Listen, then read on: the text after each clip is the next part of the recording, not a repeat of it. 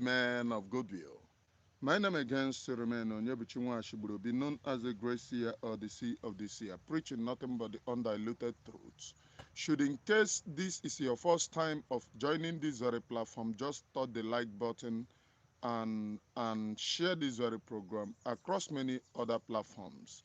Hit the like button and share this very program across many other platforms. And don't forget to subscribe to this very platform. And if you wish to support this very platform, you can do it through the comment section. That is it. Share to your groups and share to your WhatsApp, share to your Twitter. Now we must go into too many things because there is no time. I want us to know who is Commander Kelambere on this very program. If I am coming out loud and clear, you need to comment. Let me know that I'm coming out loud and clear. Comment, please. If I am coming out loud and clear from your own end, you need to let me know. I am Onyebuchinwa Ashiburo. In case if you don't know me, or should in case if you don't know, I can see you Linus, I can see you Chidube. Yes. Okay, I am coming out loud and clear according to Chidube. We need to move, please. And Linus also. So I wanted to know if I am coming out loud and clear so that it wouldn't be a distraction when we move. So that people will not be saying, oh, you are not coming out loud and clear. I can see you, Sonny. Uh, Hit the like button and share. I have 12 people watching live and only uh, only 4 people, 15 people watching live. Asika George, I can see you. And only 4 people have touched the like button. Others touch the like button, please. Now, today, on today's program, we are going to touch a lot of things. We are going to touch Ejiofor and Uchechi for you to know the fact. And we are going to know who is Commander Kill and Berry. I told you people, one Nigeria. Who is Commander Kilambere? For you to know who Commander Kilambere is, if you have Mazi Simon Ekpa's exposition when he was doing exposition, go into that and know who Commander Kilambere is. Kilambere is a particular policeman, a famous policeman in Imo State, that is in charge of buying the IPOB members. Is now a commander under Ngozi Oragbueze, Kilambere. If you have Mazi Simon Ekpa's old exposition, go through it. You will hear that name and you will know whom Kilambere is. Kilambere is a policeman, a Nigerian police force in charge of buying IPOB members and members of Mazi Simon Biafra Republic government in exile. Is now a commander under Ngozi Oragbueze. Don't argue. Don't say, oh, you are making it up. Oh, you are making it just the same way I told you people. How many of you remember Mazi Simon Ekpa warning Kilambere, talking about Kilambere? He is now being appointed before you and me, Korokoro. Umu bingo Ngozi Oyabiano. Come and defend it. If you have old video of BLA when Mazi Simon Ekpa was around, don't say because they turn it, oh, it was after the kidnap of Mazi Simon Ekpa, the men on the ground started fomenting anything. When Mazi Simon Ekpa was around, go and look if you have old broadcasts of men on the ground talking about how Kilambere, they are using Ikenguru Agodem, are using Kilambere to abduct men on the ground. Who is that Kilambere? Is now a commander. Damage control, I will help Ngozi Oragbueze in damage control. Just the same way I helped them in damage control of Caterpillar. I told them, deny that Caterpillar is not working under you. They denied. Bam. And I came up with evidence. I posted voice conversation. Bam. Ngozi Oragbueze mapota. That they are working with Caterpillar. Caterpillar have not been, PM did not sack Caterpillar. But you denied that they are making issues up. that you don't know Caterpillar, he's not in your government. But when we now posted evidence, she came out to claim because you don't choke them. And Umu Bingos will not see things by themselves. If you are following Ngozi, with no exception, you are one bingo. Go and follow her. You are sa, sa, sa, sa, sa, sa, sa. That is what you are. And I want to play to you the exposition of Kilamberi from Nonsongwa, so that you don't say, oh, you people are making up this thing. The now commander under USB, the USB achakara tingum. Come and defend your madam. Let me play this, please. Ọ na-eme atọpụ nkịta akọrọ egosi ya ka ọ hapụ ịdị ka atọrọ ya arụ. This is what we have been saying. They have been working with the enemies.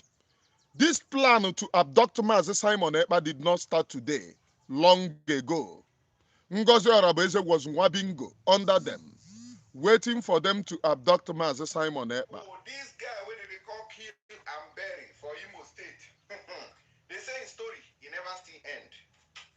All I go remember say, I bring on a story concerning how he take convert health center we did for Imo State. Are you hearing it loud and clear? Police station, take and take they operate.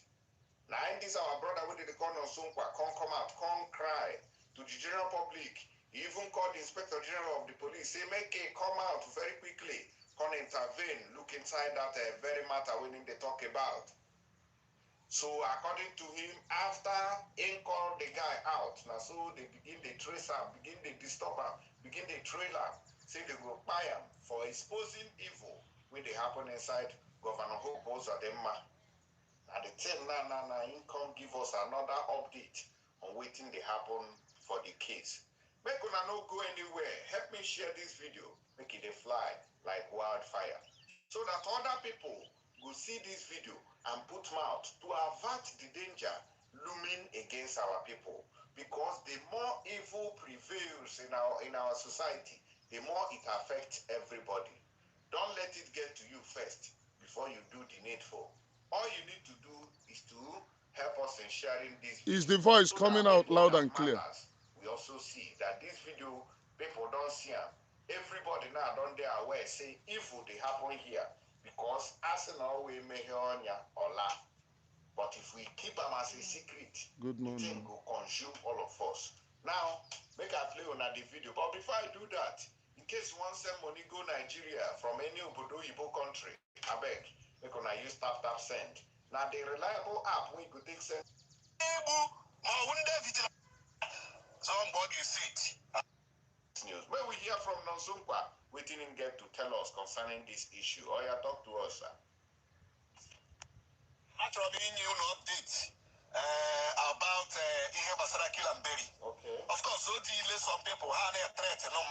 Or delay some people had a threat in them. Kamereme, I call up for Nala. Ubua, I was able to call threat to the one. I can't have bomb market. So we can't have bomb market. In doing so, Bunagamia, and I bear market. Let you some facts. Threatening was here, a voice note, you need engineer here. Somebody sit. I get what you can bug you know. Now, and in all this, when Wokano, that thing, Wokano, how the Laku, Kilamberi, who never actual, Njoso, Nizumde, no one ever make a security. I am not against it. I am not against Kilamberi into Njoso, son, Nizumde. What about even major? I am the against the Kilamberi and Njotie, even the Madoka had your time. Abruna Kilamberi, Buendoshi, Nizumde, government is here, Buendoshi, Buende kidnappers, Buende this and that. Ule, Yabewie, Eva Muabuchi on Soba on Sonpa. Only such a protect the weak international foundation of the against the war, Kilamberi, Ibu, Mawunde vigilante here, Ibu Ndiaka had your time. Kabal did Ibu, okay, let me play this The voice note. We have evidences, like I told you, but they are claiming they want evidence. And when you hear the other they know that play go the voice note that it too very long. But I think only able to get it. I don't know able to get this video now because they go the note. Onye I got no voice ya munye onye gburu die. Share no video. Hit the like button. I have 33 likes. So that you will know where Only we 12 are coming have from. hit the like button. One boy has seen him making bomb no haji. Neka si bayasa bia n'office ya 2 days ago. You know, we take about petition. They have been following it up, but when you have got the petition. So when we say there is something fishy and something smelling, something is smelling. I am not going to we are not against kill and beg you wouldn't do she wouldn't kidnap and his own day. So we are not against it. All o nwere wobingo n'ebe a na-asị oh the voice of the person. Oh, are you hearing me? Am I coming out loud and clear, please? O nwere onye n'ebe a ndị be Ngozi. Also, oh, yeah, is this not the voice of Critics News? When this particular voice was done, all of us know Kilambere. PM have made his position against him. Men on the ground have made his position against them. And men on the ground said that Kilambere is working with Ikengu Uruagu. Go to their old video when PM was around. When they are mentioning, I am coming, please.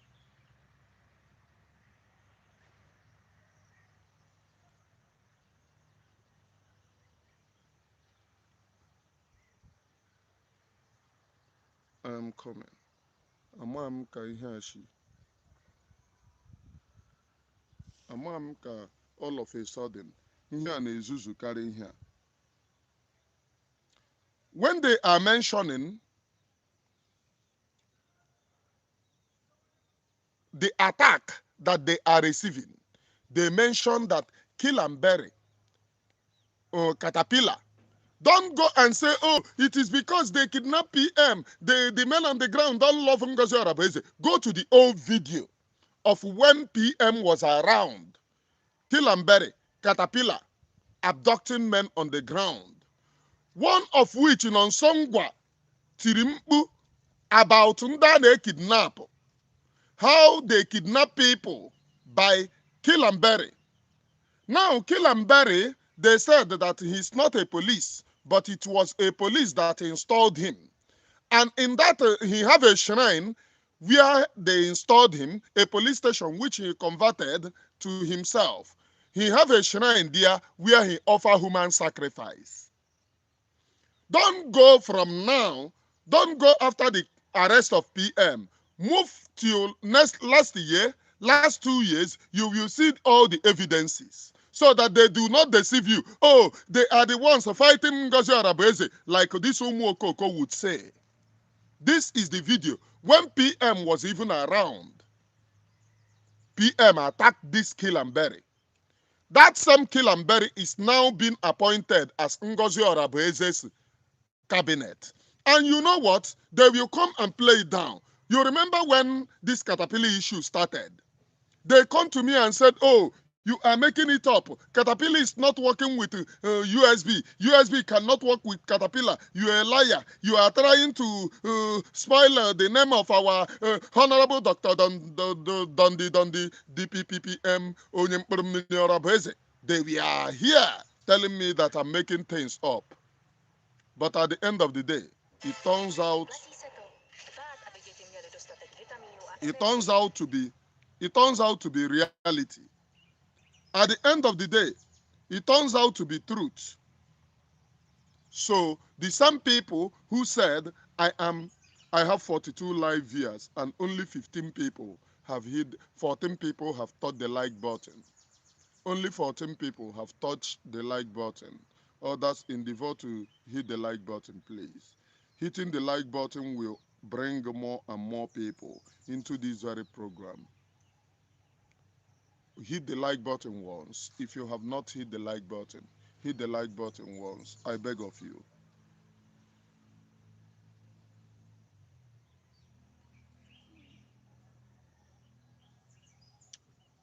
Are you now getting me?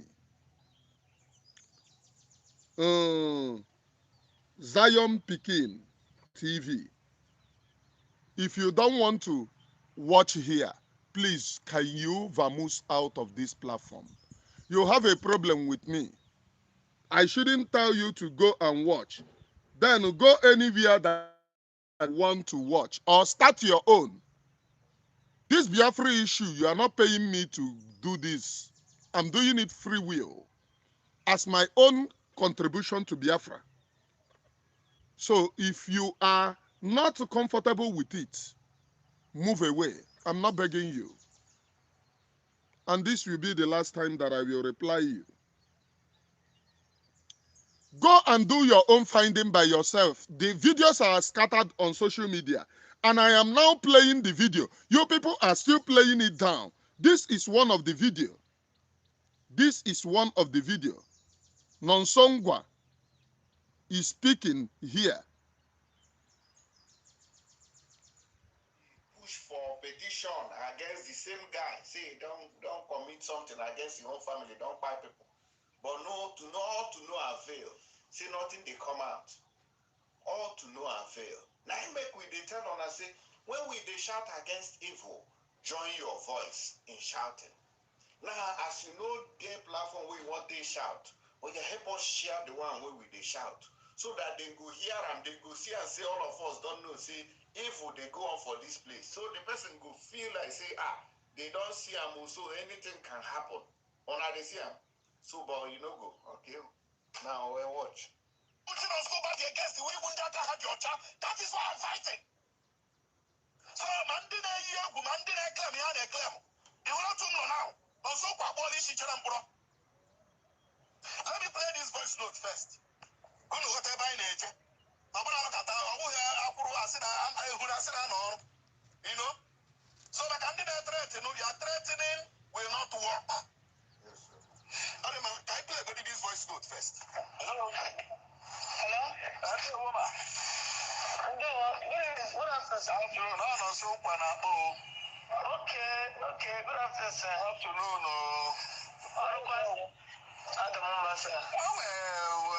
Investigation I don't know. Yes, sir. Somebody send the channel number and the picture. But actually,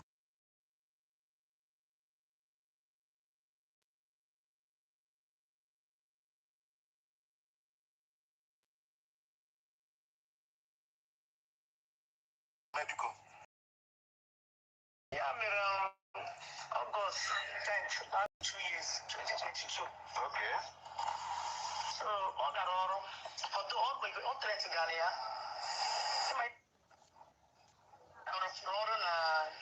Ambassador before. Okay.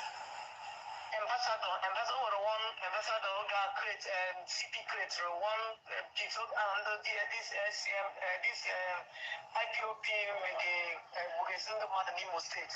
Okay, so that has a role on that.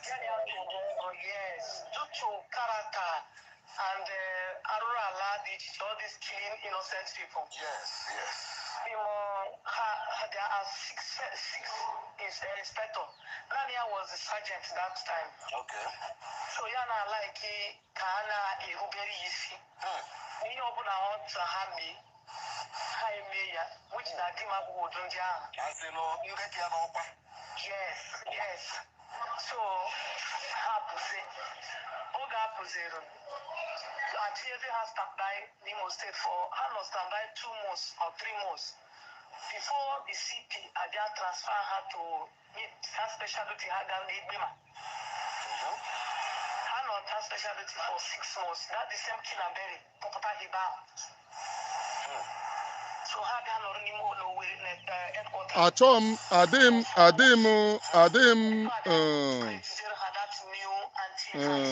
I like him this story a na-akọ here.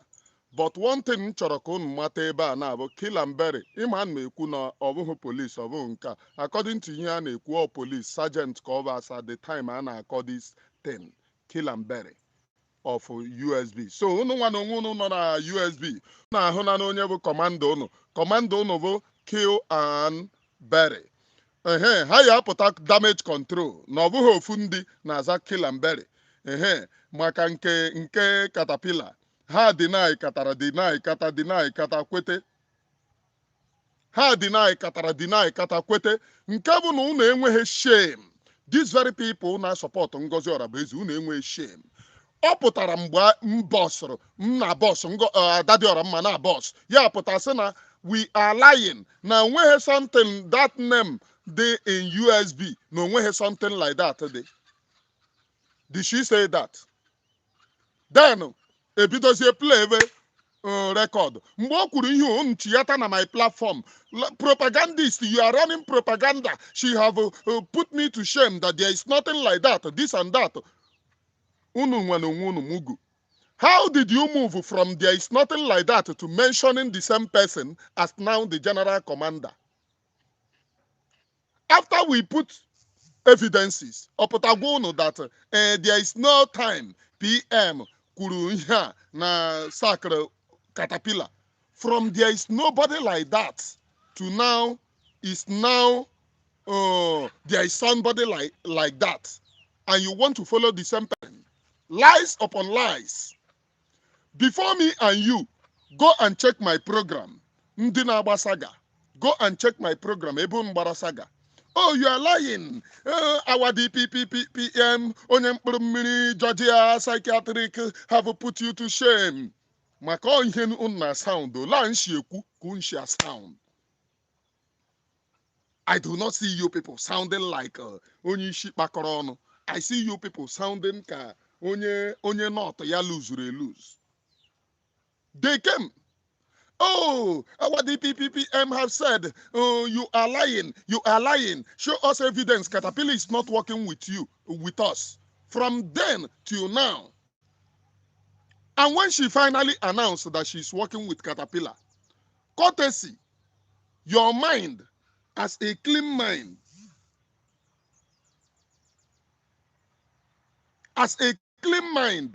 would ask you, but this same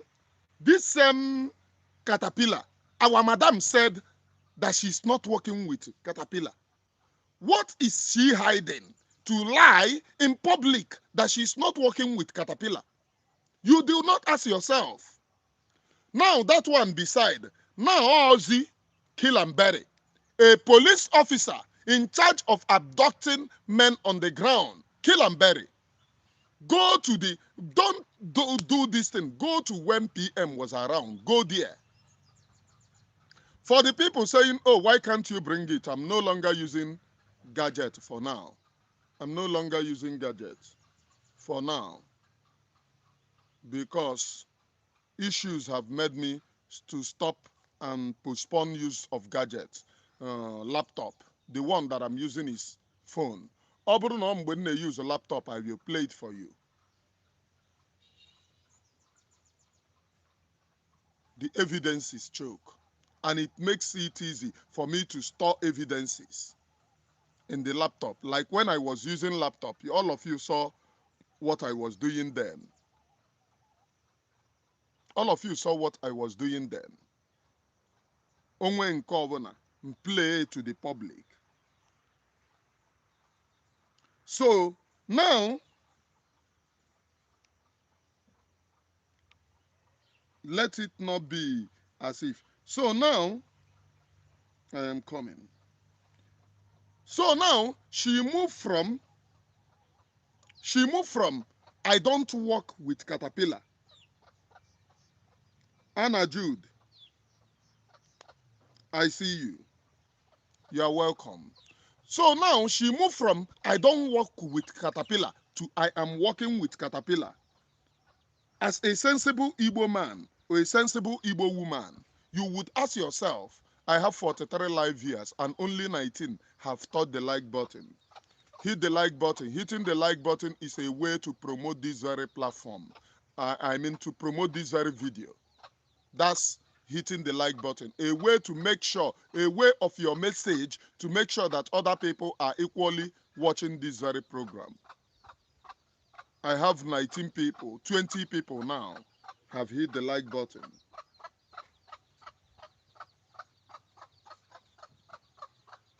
Ekwuru m na onye a bụ nwa bingo Ngozi ma ọ bụrụ na ọ bụ Ngozi ji fake account maka ọ dị good na fake account. All the good na fake account, and I will break things down. For those of you, Ngozi Oragbueze na manipulate. Ihe ọ na-eme ebe ọ kpọọ gị ọ mara ụma mee ka ọ bụ gị ka ọ chọrọ ịkpọ. Ipikie, o mere m ya, mee ya one other person that confessed to me. So I have now known that, and ọ ya emekwe ndị ọzọ, most of you people on social media. O were ya ọsị mmadụ sendara ya your number. Ọ kpọọ. Ọ mara ụma mee ka ọ bụ gị ka ọ chọrọ ịkpọ na onye ọzọ ka ọ chọrọ ịkpọ. Then gị nwa na onwe esizie hello ọ sị gị na Ngozi Oragbueze o ịbụ onye dị ona gị si ya mba na gị nwa bụ onye dị ona ya achọ ibido conversation nke m aka ọtọrọ m ya off before bido conversation because I'm not looking for recognition. Emere m ya onye isi ndị ara go and ask her. Ekpubere m ya onye isi ndị ara n'isi. Ihe ọ na-eme ebe ọ bịazie ya gossip vezie to you gwalazie gị ihe ị ya aga akọ on social media.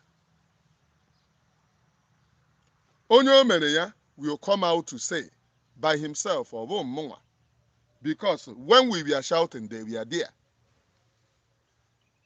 Ọ ka mma na ha hụrụ ihe a anyị hụrụ na ihe a na-emove give to one Nigeria but mmụọ ala ya edu na idohu.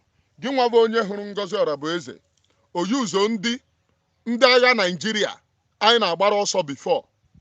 Caterpillar bụ onye agha Nigeria, ọ bụ ya bụ ihe dị in charge of Ebube Agụ. Onye agha Nigeria ka ọ. Ị hụrụ ebe Caterpillar na-eme vidio ebe ọ na-egbu ụmụ Biafra. Onwe onye jiri aka eme vidio Caterpillar, ọ Caterpillar ji aka ya eme the vidio wee na-ekwu na ọ ya egbu mmụọ. Caterpillar ji aka ya eme the video which was playing. Unu hụchaa ya. The same Caterpillar swear an oath na onye Mazi Simon Ekpa ya agarịrị nga. Unu hụchaa ya. Ihe m na-akpọ unu bụ aja ala Igbo. Aja ala Igbo niile na Igbo niile bụ otu. Aja ala nche n'aka bụ aja ala Igbo. Maka ọhịa ịkpọrọ nkịta gị ka ọ ya aza. Akpọ m unu ka unu ha bụ aja ala Igbo. Chụvanụ ka ha bụ ndị na fight against Biafra. Chụọnụ ha n'Eke, chụọnụ ha n'Orie, chụọnụ ha n'Afọ, chụọnụ ha na Nkwọ. Ahịa na-anọ ụbọ na-anọ. Ka ha bụ ndị ji ndị one Nigeria alụso ụmụnne anyị ọgụ. Akpọ Biafra on their platform but in behind one Nigeria bụ ihe a na-akpọ. Aja ani Igbo chụọnụ ha, aja ani Nri chụọnụ ha, aja ani ụmụ Obom chụọnụ ha, aja ani ụmụ Oshi chụọnụ ha, aja ani Ntueke chụọnụ ha. Aja ani Uruali chụọnụ ha. Aja ani Aka Ọkwa chụọnụ ha. Aja ani Ide Atọ chụọnụ ha. Aja ani Imo steeti chụọnụ ha, aja ani Anambra chụọnụ ha. Mmụọ mkpọrọ ya kpọrọ ibi ya bịaba. The Great Ikwensu Igbo chụọnụ ha. Amadioha Igbo chụọnụ ha. Arụsị niile nọ n'Igbo chụọnụ ha. Mmiri niile nọ n'Igbo chụọnụ ha. All of you watching this very thing, we will see how it will end. Kill and bury. The popular kill and bury is now ka anyị gado to Ngozi Oragbueze phantom ebe ọ na-anominate ndị ebuchara batrị ha biko ka m gaa ebe a mara ihe kila nọmba gịnị kila mberi nọ. Enwe m time ndị ihe a ka m gagonu to ha appointment mara appointment o mere ka anyị gaa nụ biko nụ nọmba gịnị ka kila mberi nọ. Hey nna ọ na-eme ihe na-adịghị ekwe omume. Ha na-ajụ ọnwa ya arapụta onwe ha. Ọ na-eme oke olo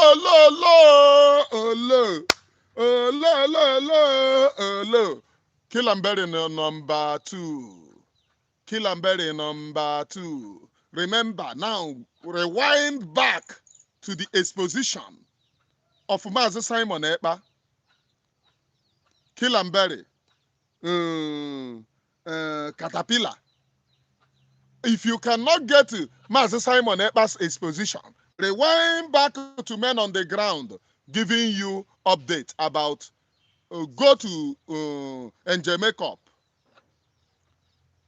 Last 2 years and last year video of how last 2 years, that is 2023 and last year 2024, of how Ikengu Uruagu and a particular Kilamberi with the Edi Afuonu is abducting men on the ground. Rewind back to those videos. And then come out and thank me later. Now you know whom Kilamberi is. You will come back and thank me later. Is this how you will get freedom? That is the reason why you cannot hear anything working for you. Nothing. No man on the ground is working anywhere. Oh, when a general now, General Kilamberi, General Caterpillar. Caterpillar, Nkono. Those of you who still say, oh, PM, our this thing, this same Caterpillar was the one swearing an oath. Now you mechita Caterpillar here ganga. This Ezi called Humble Afonso in one of his videos talk about Caterpillar and the rest of the people working against freedom on a kuoku against Caterpillar. Today, the Ezi now gossiping, Oga in the secret, no, gossip about Ngozi Oragbueze. Obia na platform ya say, oh, Ngozi ebe nwuru ka mma anwụ. Are you not an idiot? Nke si na ya bụ humble idiot. He have left all of you behind. And please note, all quite the same humble idiot was attacking nke si na ya bụ kele nwa amusu. It is the same humble idiot. When Kele Nwamusu spoke and said, ha na-akpọ ya mommy ha, ya mee ihe a na onwebe ihe o mere, ya mee ka esho na udo dị, ya bee equip men on the ground. Ọkwa the humble idiot attack Kele Nwamusu, telling him, oh, you don't have right to say it. But the same humble Ezi na-agazi at the back na gossip about Ngozi Oragbueze.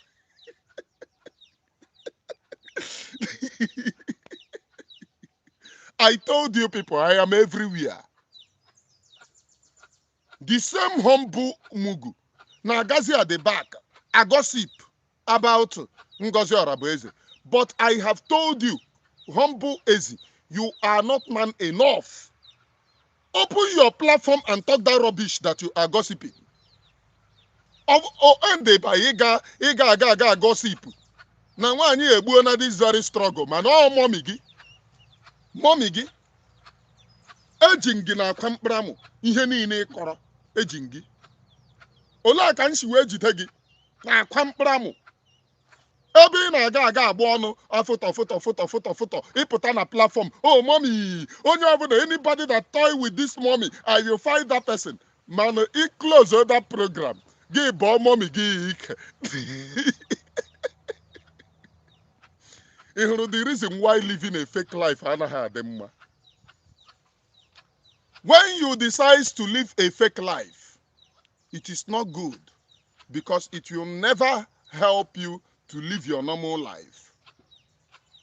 Once you decide to live a fake life, no more normal life for you. Normal life have gone. Fake life have taken over. Fake life have taken over. Ndị na-akpọ m Sabo, please note that Onyebuchi Nwashigburobi will proudly be Sabo if you work with Kilamberi. Kilamberi is your commander, a police officer in Imo State that is in charge of abducting our own people. I will go your commander. Obviously a police officer, voro commander ndị eburo battery ha, ihuru na isi adịghị unu mma. That is the reason why Oji wee buru ụzọ pụta na-agwa unu. We will use those people that they have. We are now using them to destroy them. Where? Ọkwa nke ka na prepare your brain so that tomorrow you will say where? We are using them to destroy or the geka. Ajụọna m unu this very question. Ọ dị gị ka ọ bụrụ na Ngozi Oragbueze na-use Ebubeagụ Commander Caterpillar known by Chukwuma Soludo, known by Imo State Governor, because he was part and parcel of the ones a na-eji aga agba this man war. Ọ dị gị ka ha ya ahapụ ya ma ọ bụrụ na ọ na-work against them? Ha ahapụ ya ọkanọdị? Ọ dị gị ka ọ bụrụ na ọ na-work against them, you do not see Nigerian media putting these very people wanted? Ọ dị gị ka ha ga-eput ya wanted? Do you know the reason why they place Ejiofor on wanted? I will tell you. I mean, they do not.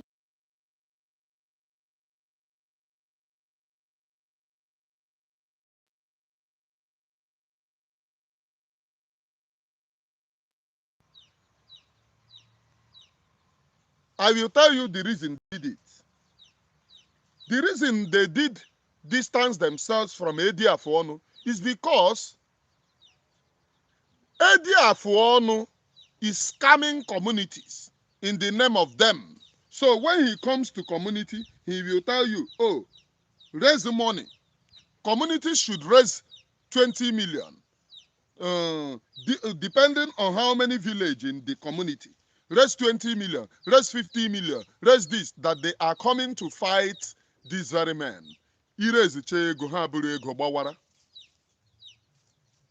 That is the number one reason they came out to distance themselves from Ejiofor. Have you seen them? Which means they know all the things that are happening. Have you seen them come out to say, one of us working with us, because it is not me making it. He made a video where he was leading a Ebubeagụ Caterpillar. Made a series of video where he was leading a Ebubeagụ and even Nigerian military. There was a video that they made at one bridge. There was a video that they made at one house with Nigerian military. Caterpillar made it by himself. I do not force him to make the video. Where he boasted in that video, though he covered face because he's a coward. He's a pure coward. I have challenged him, unveil your face. You know my face. You see my face. Unveil your face. But as a coward, he will always hide at the back of Nokia 3310. He is the same person who came out to tell you people, do not listen to Onyebuchi Nwashiburobi. Why is people listening to me? The same thing he did when Mazi Simon Ekpa was around. He blasted people listening to Mazi Simon Ekpa and claimed that no, you make them Mazi Simon Ekpa in Yaga prison. Is Mazi Simon Ekpa not in prison? No, Gianna Brokos. Ngozi Oragbueze, your plans are not hidden. With this latest appointment of a non-police officer known as Kilamberi in Imo State, a notorious police officer in charge of abducting our people, your plans are not hidden. Kilamberi is a police officer. You people should know. Kilamberi, appointed as second man under Ngozi Oragbueze, also known as General Kilamberi, or a well-known police officer in charge of abducting. Mazi Simon Ekpa exposed him. Men on the ground exposed him. Nonsongwa exposed him. Kilamberi. He was very, very notorious in abducting and buying our own people. Today, the same person is now commander under Ngozi Oragbueze, General Kilamberi.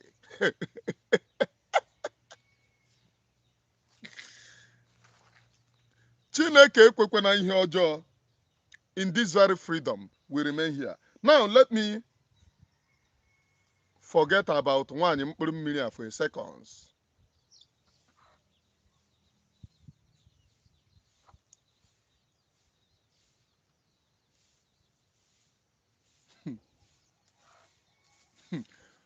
Aha ndị Ngozi Oragbueze jikwa abịa emezi attack. Ngozi, is that you? Nke a sị na ya ọ bụ Juan Arellano. You are always a propagandist. Nobody will take you serious anymore. We don't care who kills and bury. He chooses to fight Biafra. He chooses to fight for Biafra. Must support him. Ngozi, is that you? Because that is my question. Is that you? The same way iji a form ịnọkata ịkpọ mmadụ na phone claim ọ na ọ bụ onye a ka ị chọrọ ịkpọ na ị mere mistake. You did it to me. You did it to one person again, which he will come out to say, Olishi wee mee ya.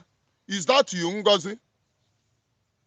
You did it to me in bounce all gị back na because ị bịara ịbịa abịa akọ. Now, after speaking to the person yesterday, onye akwuo onye ishikwe wee kpọọ ya mee na fọm na ọ bụ ya ka ị na-akpọ na ị na-akpọ onye ọzọ. Nsị Chineke, wait a minute. You did it to me also. You called me and forming na ọ bụ m ka ị na-akpọ na ị mere mistake, but you still want to open conversation. So go, okay, bye bye. Nke ọtọ gị phone na ntị. Because if you are making mistake, I wonder Oli Yeshizi, Monagi Yeshi eme conversation. Nke ọtọ gị phone na ntị. I'm not that person. You can go out and manipulate the people you try to manipulate, not me. Not me. So you can hide at the back of no matter how many in here you try to hide. You can hide anywhere you want. Ngozi, is that you? Oh, Ngozi Ivonyao. Julian Arellano. Halimatu, is that you? Onyara, you will grow BP. Your end have come. Your end have come. Even those, I want to tell you, Ngozi, since you are here now with a fake account, let me tell you. Do you know Nkane Upanto Munye Nishi? So na yobo humble, Nkano na here. Ọ pụtara na program ya. Also, nobody should play with you. You know, got the latest gossip. What can finish the ginazo?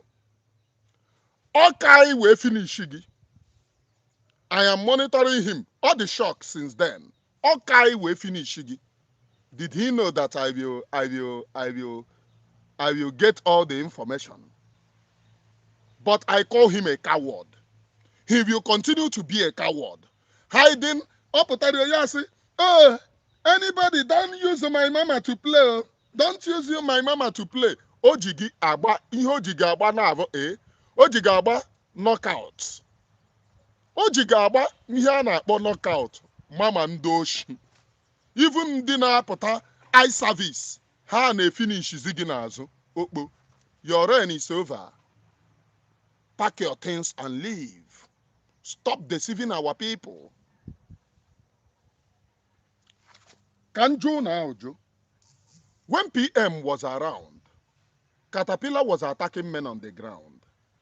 Caterpillar was attacking PM, sworn that PM will go to jail. After a kidnap, PM arrest, Caterpillar now, they said he's repented and not just a fight for Biafra. Now, what about Kill and Bury that abducted IPOB members? Because Kill and Bury did not start from he did not start from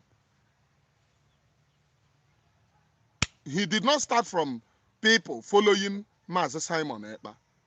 He did not start from there. He was very, very conversant in abducting IPOB members. Then moved to the people following Mazi Simon Ekpa, buying him. A situation which earned him kill and bury. The name Kill and Bury. He went as far as turning a police station that they gave to him into a shrine where he offered human sacrifice.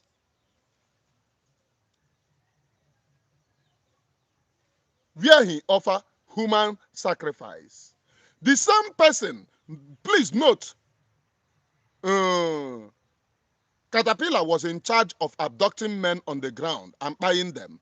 Kill and Bury was in charge of abducting men on the ground and buying them. Now, they now claim that they are now repentant under Ngozi, not a police officer.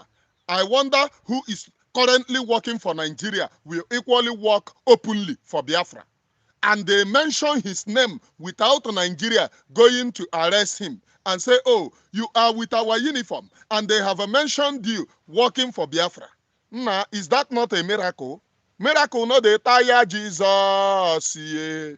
Miracle no dey tire Jesus. Miracle no dey tire Jesus. A particular police officer in Nigeria with a police uniform is now being promoted as a Biafra agitator and a commander, kill and bury, a police officer. Miracle no dey tire Jesus, yeah. Miracle no dey tire Jesus. Ngozi Halimatu, miracle no dey tire you. Ngozi Halimatu, miracle no dey tire you. Ngozi Halimatu, miracle no dey tire you. Miracle no dey tire you, madam.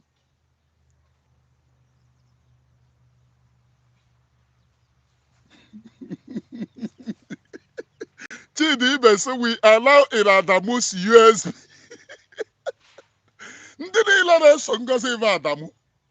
Onweghị onye na-eso Ngozi na-abụghị Adamu. I have 54 live viewers and only 49 have hit the like button. Please hit the like button. Onweghị onye na-eso Ngozi na-abụghị Adamu. Now, we have kill and bury, a police officer in Nigeria. We have Caterpillar, commander of Ebubago. Not me. It is there in his own video.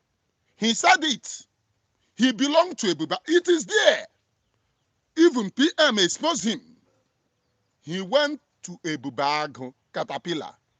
Then you have a Nigerian police officer now being in USB. Then go arrest Onataya. Then go arrest Onataya. Because tiri megu kambabegu. Tadanjadim. Danjadim. Idadanjadim. Danjadim. Idadanjadim. Danjadim. Dadanjadim. Danjadim. Then go arrest Onataya. Then go arrest Onataya. Ihunu niile nọ na USB. Maka Chineke kere mụ na ụnụ. Anyị adacha unu isi na sanko. Issue niile ya abacha nko, one after the other. You people are deceiving our people.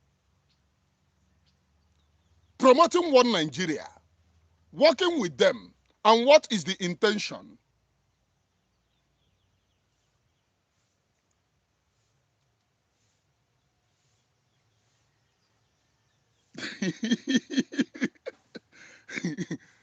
Julian Arano, Arano Ngozi Oragbueze, Biko.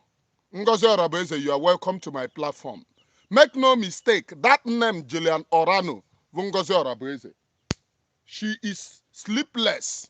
The same way Oji form, oh no, yeah, Pogi na, oh Pogi, yeah, say, oh, I made a mistake of calling. Are you this person? Guess here, no. On here the name, eh? Mgbe aha m bidoro ikwu okwu a m na-ekwu, she called me. She wanted to open a conversation with me. Mana ọ sị na o mere mistake, ọ kpọrọ na-asị onye a ka ọ na-akpọ. I wonder the same number. M ji wee chata ya maka nwe m nọmba ọ mmadụ wetere ya, m chata ya wee gwa ya ihe m chọrọ ịgwa ya the first time, which I replied. So when I started now point out what is going on in her government, which is one Nigerianist, she was eager to speak to me to convince me so she now formed as if she was calling another person. But I mean, she now called me and said, is this person? Nsiamba, no, Emmanuel Oremi Juice. Or Chikwo Kunkoto, Nsia, it's not me, Nkoto phone. Which letter? I met her who to miss call. I did not bother to call her because since you made a mistake at the beginning, I wondered making another mistake to call me. Is it that you made a mistake at the beginning and you are... My intention was to expose what is going on. I don't want to be under somebody. Ka ị bịa na-asa m isi. I never bothered.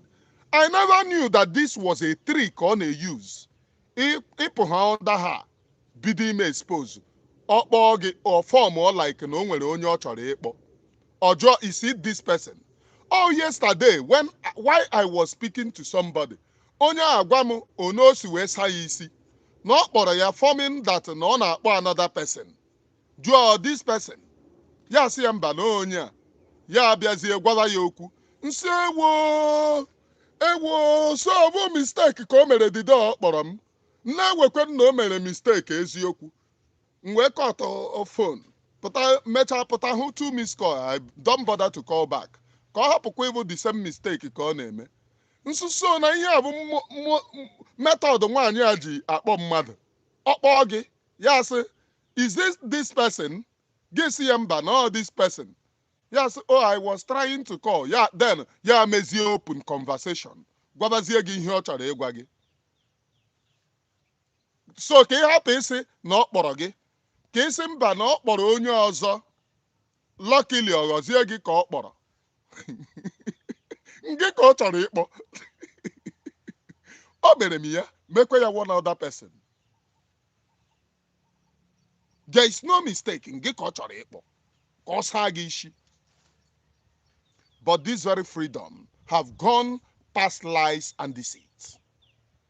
Agwara m unu, you can never.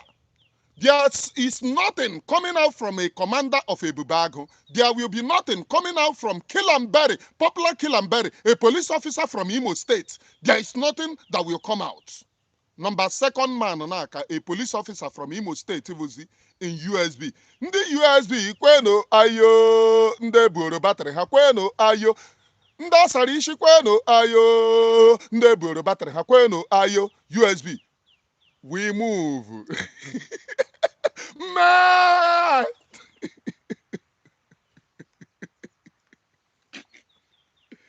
Ndị USB, unu ekwekwena ka ọchị ya nna achị mee unu ihe a.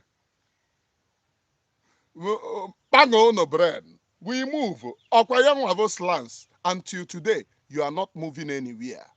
Ihe na anọ a kidnapper men on the ground here. A kidnapper. And ọ bụrụ na a kidnapper gị under Ngozi Oragbueze, I'm sorry, but you caused it.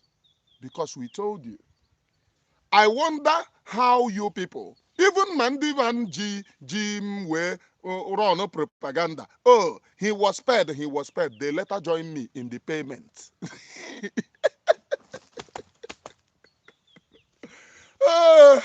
We are now working for the same paymaster. They went and designed here.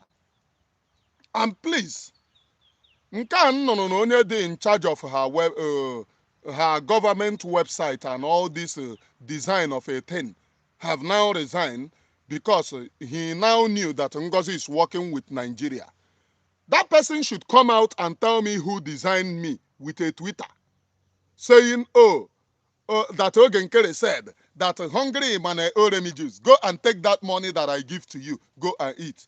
Mr. Man, I heard that you are in charge and senior man in the Ngozi Oragbueze's cabinet, designing and in charge of website. Now that you run away, tell me who designed that nonsense. Because they said to themselves that they must stop me. But ihe nna efe bụ ọdịnala. Ihe nna efe bụ mmụọ anị. Ana m efe Chukwu Okike. Onye ji aka ya dịrị n'onwe ya. Aha m bụ onye bụ Chukwu. Who is God? Do you know whom your God is? Chukwu have been before white man came. Chukwu in Ali Igbo is Almighty Creator. It is in my name, attached to my name. Do you know who Almighty Creator is? I don't back down. And I don't participate in illegalities. Freedom I say ka bịa chụọ. In this very freedom, I'm 24 hours, 24/7. And my motive is not to back down. Because I have come a long way. Apụta n'ụwa apụta, ihe anyị chọziri bụ, ihe anyị na-echezi ibu mbọsị ụra ya eburu anya. And how ụra si wee buru anya does not matter. but what matters is the legacy that you leave on planet Earth.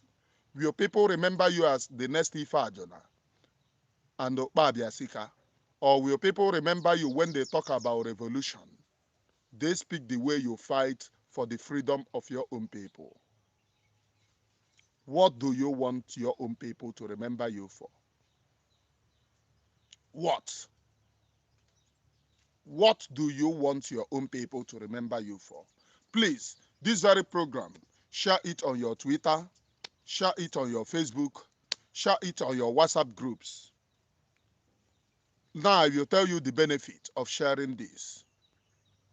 The kingdom we are now fighting, we are in between the kingdom of darkness and the kingdom of light. The darkness is pushing against the light, to off the light, and to make sure that darkness supersedes the light. It is unto you to propagate this very message and make sure that the kingdom of hell never prevails, that we stand very strong, just like a pillar, with unwavering support to this very freedom. You people are now seeing popular dangerous police officer in Imo State, Kilambere, is now being appointed as number second man in Ngozi Oragbueze.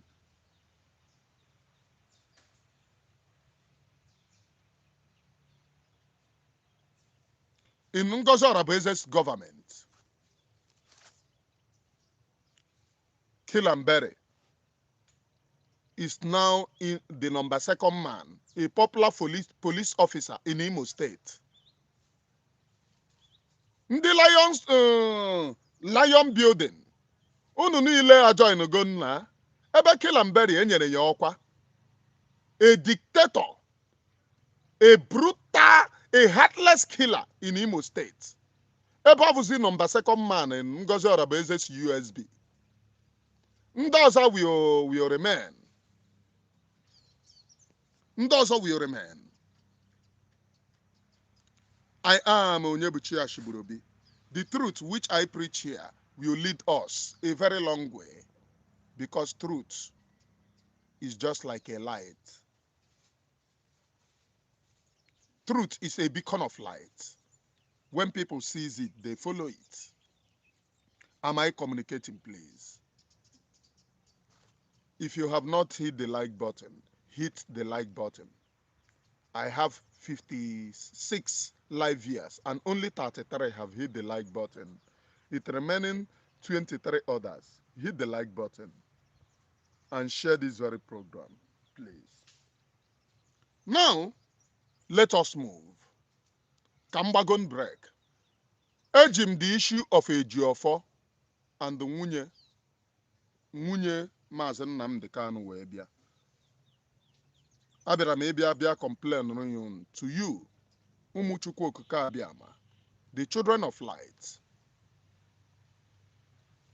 That issue ka nji wee bịa today.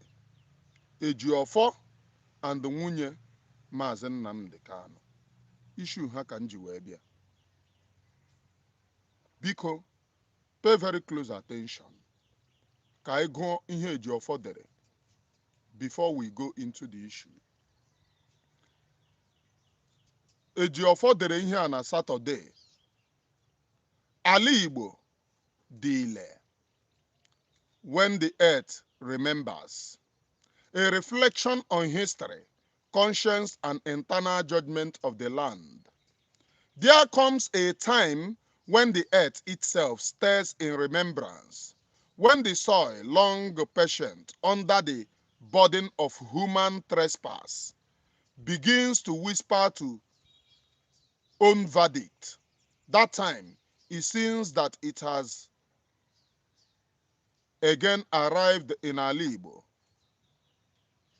That time seems has again arrived in Ala Igbo, the ancient land of our fathers, a land now trembling under the weight of both memory and misdeed. Please pay very close attention to this thing that I'm reading. It's very, very important.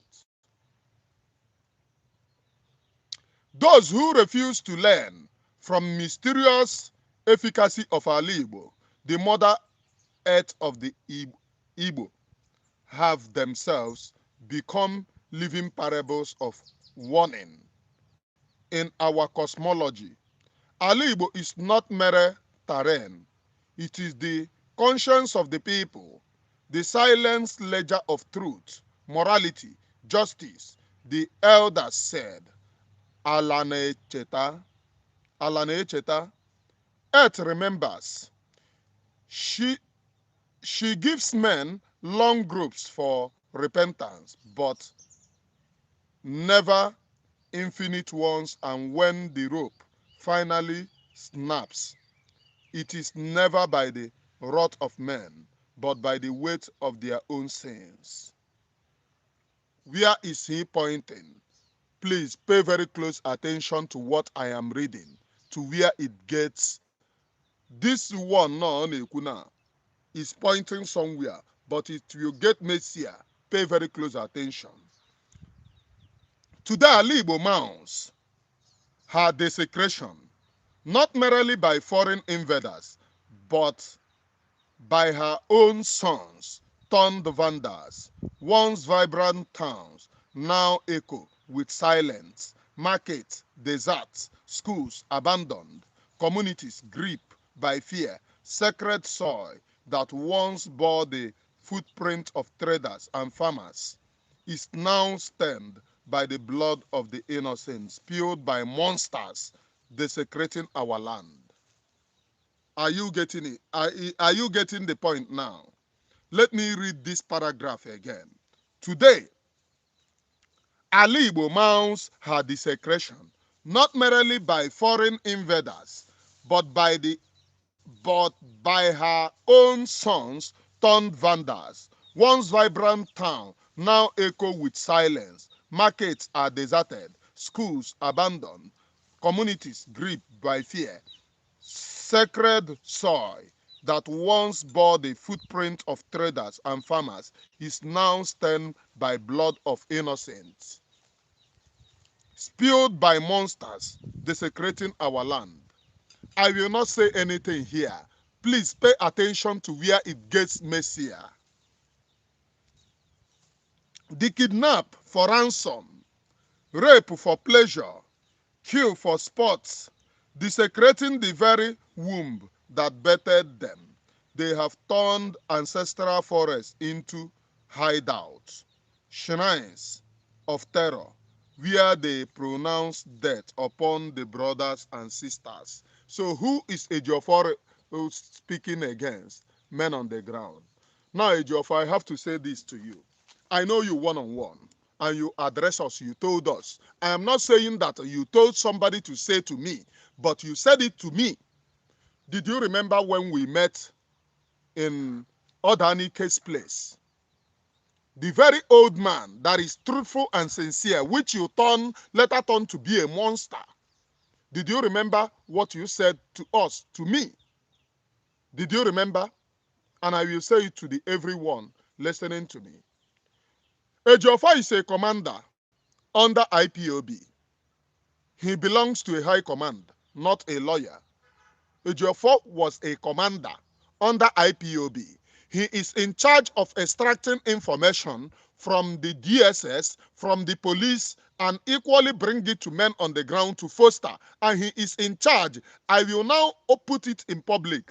Ejiofor is in charge of the people to attack in the government because he is the person extracting the information. Now, if you say what Ejiofor said to us, this particular thing, I have not said this particular one that I said, that you are in charge of those in the government. Go to anybody. Ask who Ejiofor is. Ejiofor was a commander, an informant. He is in charge of extracting information, and he is in charge of plan of who to attack, who is fighting against the struggle. Ejiofor is equally in charge of meeting up with Benjamin Madabu to establish camps where men on the ground have camps. Ejiofor and Benjamin Mmadubugu is in charge of that.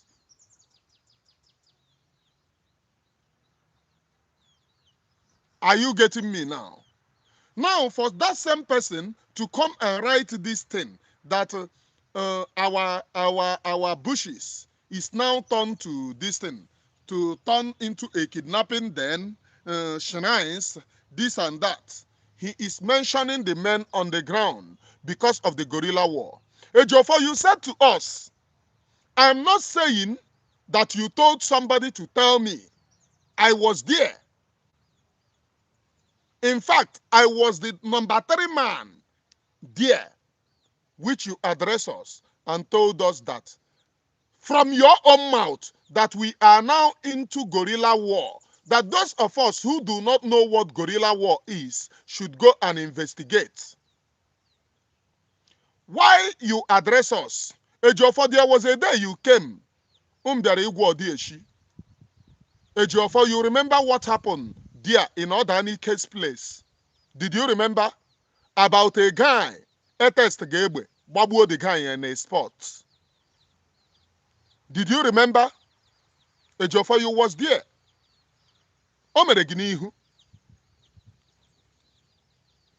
And these very people wouldn't show your side way beer. But as a chameleon that you are,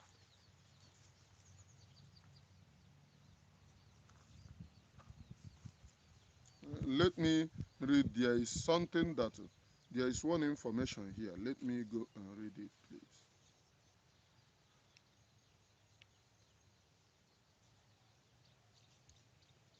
I will their own time. I know get their own time. Ejiofor is a complete chameleon.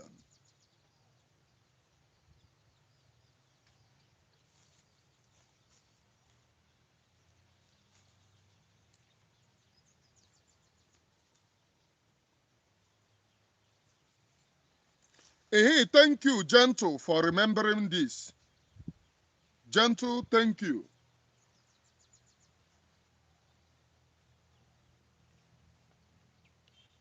Gentle, thank you. Did you people remember Ugochinere's house? Ugochinere's house invasion. It was kill and bury. A police officer called kill and bury. Go and check the Ugochinere's house that was attacked. Because Ugochinyere was attacking Hope Uzodimma for buying his own people. Then Hope Uzodimma have to send Ugochinyere, have to send a police officer called Kill and Bury with his men to invade. They disguised as unknown gunmen. Did you remember? It was that same commander under Ngozi Oragbueze, Kill and Bury, so that you people know. Now, Ejiofor, you address us in here, but look at what you are writing here. You are writing this so that the people who do not know you or people who don't know you one-on-one will not understand what you are meaning. Ejiofor, you and I know. I don't want to put other things because if I'm putting other things, it will incriminate a lot. You and I know how many information that you have brought from the government. Ejiofor, I want to ask, and I have said this, the family of Akunyele should go and ask what happens to their father and husband. They should ask Ejiofor. They should ask Ejiofor. That's the only thing that I will end. It doesn't have to do with IPOB. Ejiofor leads a deadly talks. Ejiofor and Chinasa Nwoshi and the rest of them created an arm called Dead Men Squad when Onyendu was around. They created Eastern Security Network. They created their own Dead Men Squad because Eastern Security Network was taking order direct from Onyendu. Onyendu have direct link to Eastern Security Network, irrespective of the fact that Benjamin Mmadubugu is the high command. Enemy was the general. Enemy was the general. And I am very, very disappointed in enemy. I am very, very disappointed in you. Very, very disappointed in you. You have been to DSS. You was arrested, released. The time that DSS arrested you, were you arrested so that you can fight, so that they can use you to fight the men on the ground? You must tell us the truth. This enemy, I am very, very disappointed in you with what is coming out. Now let us go and read what Ejiofor put out there. Let us finish it so that you people will understand. Note this Ejiofor, the person fighting for Ejiofor is Uchechi. Uchechi is the devil, the demon, saying that why must they strip Ejiofor his right to defend Onyendu, that they must compensate him. Note, Uchechi never appeared in any court where Onyendu is. Uchechi fought and called and said that Ejiofor is going nowhere, that Ejiofor is IPOB's lawyer and this and that, against her husband's will. And do you people see what happened in the court recently? Eh? Onyendu ordered Rising Sun, some groups, to raise money for his court case and others, excluding the DOS criminals. The some people telling you, oh, we are defenders of Onyendu, we are defenders. This sentence, he excluded all of them, put them into oblivious. They are in confused and disarray. He ordered Rising Sun to raise money. And those of you must go and contribute money for court case of Onyendu. I am ordering everyone. You must, anytime Rising Sun and the rest comes out to raise money, it is an order. We must go there and raise money for the case of Onyendu. Onyendu must never be allowed to suffer. It is a promise. He must never be allowed to suffer. We must stand with him. When I started this thing, did you people remember? I told you people, in our family, we do not betray. We stand, current and sunshine. Whether you are watching me or you are not watching me, I stand to defend that thing which I earlier believe in. As I will stand and even put my life for Batobie, Mazi Simon Ekpa. It does not matter the lies and deceits the criminals tells out there. We are here, and the freedom speaks volume. I am Onyebuchi Nwashigburubi, please.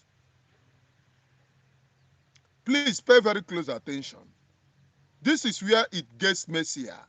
They kidnap for ransom, rape for pleasure, and kill for sports, desecrating the evil wombs that bettered them. They have turned ancestral forests into hideouts and shrines of terror, where they pronounce death upon their brothers and sisters. Now, Ejiofor, they kill for this thing. Let me tell you the making of demons. When they started making demons, he is talking about the men on the ground, and he must be talking about the demons that he, Ejiofor, and Benjamin Mmadụbụgwu them made. And I will explain. They kill for pleasure. When the money going to these very people that Ejiofor them created and Benjamin are in charge, there is a money going in for their feeding. Ejiofor and Benjamin, you people equally ends up and sharing the money. Like I said, I have said in my videos, when we went to settle case in Benjamin Mmadụbụgwu's house, something happened. Because we arrived in the night, and the next day, we arrived in the evening. So the case was meant to open in the midnight, around 12. That is when the case settlement, the court, is about to open. And who are in charge of it? the people in charge of the court to settle the case that we had then was Benjamin Mmadubugu, the high command, the senior man there. The one that they sabotage Hasurimi called Obasi, Commander Obasi. Then there was no general, remember. Obasi was never a general. He was Commander Obasi. I am proving to Ngozi Oragbueze because if you go to Ngozi Oragbueze, you will see General Kilamberi, General this. Which work have people of Biafra confirmed if not going on to kill men on the ground? Have you fought your enemies? The answer is no. So you get general in the battlefield, not in social media. General this, general that, general ndị buru batrị ha, general ndị akwụsachiri setting ha. Obasi, enemy. Benjamin Mmadubugu is the high command. Enemy is second to Benjamin Mmadubugu. Then Obasi is deputy to enemy. Those are the three people in charge of the court. Who do we have problem with? Abega, the one very close to Nnewi. I will not like to call his village because I don't snitch Biafra people. He is very close to Nnewi. Then the one from Obosi, which ends up the one, what are they calling? The one from Obosi is then in charge of us. And he was the one leading us then. Abega was the S. And they sat and they made peace that night. After the peace, in the next morning, Benjamin went out with some people, went and buy big goats because he was trying, our side, Benjamin support our side. He was trying to make us his own men. So Abega side, the people supporting them then was Obasi. Obasi was trying to have his own men, but us, Benjamin was trying to lure us as his own men.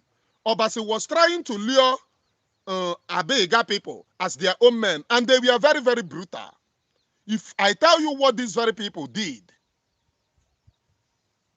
they used things given to them to face the enemies against their own blood while they are dragging for position. I was there. This Ejike that they later sabotage and buy, I was there when they used it against Ejike. Ejike wanted to die instantly. I stepped in the front. I told the guy, hit me. If you hit me that thing and you did not fall down, know that I am not from Umuobom. I told him. I said, hit me. As you hit Ejike and he fell, hit me. And he refused because I told him, test and see if you yourself will not fall. Which prompted that peacemaking that we went to Benjamin Mmadubugu's house to make. I am talking to Ejiofor now because Ejiofor, you know me and I know you. Don't bring lies to those that to deceive the general public. Don't ever put on lies to deceive the general public. You know me and I know you. This is the reality and this is the truth. You people should stop deceiving our people. After making of that peace, the next morning, Benjamin went out with some people because I was always weak. We transported ourselves from Lagos to the east. We stayed the whole night. That day that we came, we couldn't sleep because the whole night was caught. And in the next morning, in that court, while they were judging, I brought myself out. I was shutting them down, speaking the truth. And Obasi put me in frog jump. The person that later came to me to speak to me was the late Ikonso. He came to me and speak to me. You are very, very stubborn. I told Iko, I said, Iko, look at the reality. Then I never know that his name was Iko. We call him the Bull then, because I was not in Ikonso's command. That was where I met Ikonso. That was the first and the last that I met Ikonso, Ikonwa Mama. I told him, look. He looked and said, that's the reality, but you will cool down. And say, Iko, ọgwụ ndị a ji wee bịa dị too much. If I cool down, legono ndị mụ na ha so wee bịa, onwezi onye n'ime ha na-ekwu nwa okwu. A na-akụ onye ọbụla ọgwụ, were ọgwụ kụchichika onye ọbụla ọnụ. I put ọgba aghara there. After they released me from the frog jump etirim, which Iko came to speak to me, I went back again. Ha bidokwa ịkọ ihe na-agba ka J5, ntikwa ọgba aghara ọzọ. I pursue all of us. At this time, Benjamin Manoma make on a iwe. So all of you out, because he supported our group. All of you out, criminals, this and that. Then, after then, Benjamin went in, called Onyendu. Onyendu kwucha okwu. Ọgwa ihe ọhụrụ. Onyendu called an address na ndị agha state. Who are the people that elected Equo? Who are the people that have majority Equo? We have the majority. Onyendu said the people that have the majority, and these very people fighting against us have only 10 people against 200 and 10 people against 200 and Onyendu says the commander that was elected takes over. That was the final judgment. The next morning, Benjamin went out, bought a very heavy goat, came, give it to us. We were supposed to be discharged the next morning for everybody to go. But Benjamin said no.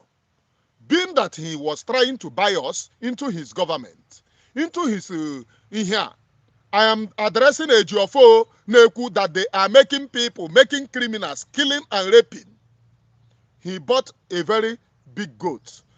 Please note, at this time that Benjamin bought a very big goat, there are other camps that they are sitting on their money. These very people, we are not getting anything. But Benjamin was telling them that there is nothing. But inside Benjamin's house, at a particular warehouse that we went to, rice pack rice,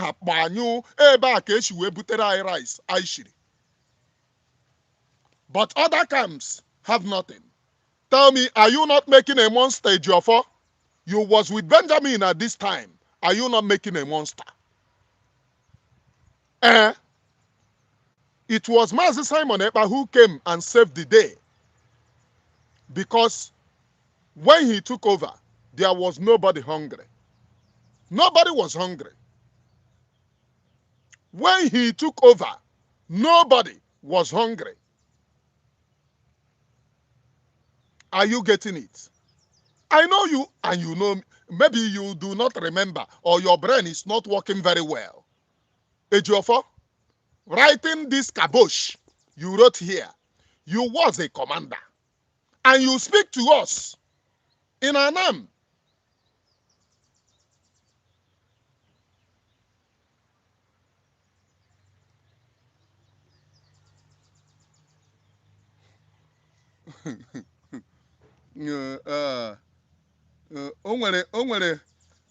This very preaching that I'm preaching here, Ngozi Oragbueze will not like it because she is here watching. Ngozi Oragbueze is in this very platform watching. You will not like it. Gaga umu bingo gi. Sa bia comment va. I am Onyebuchi nwa Ashigburobi.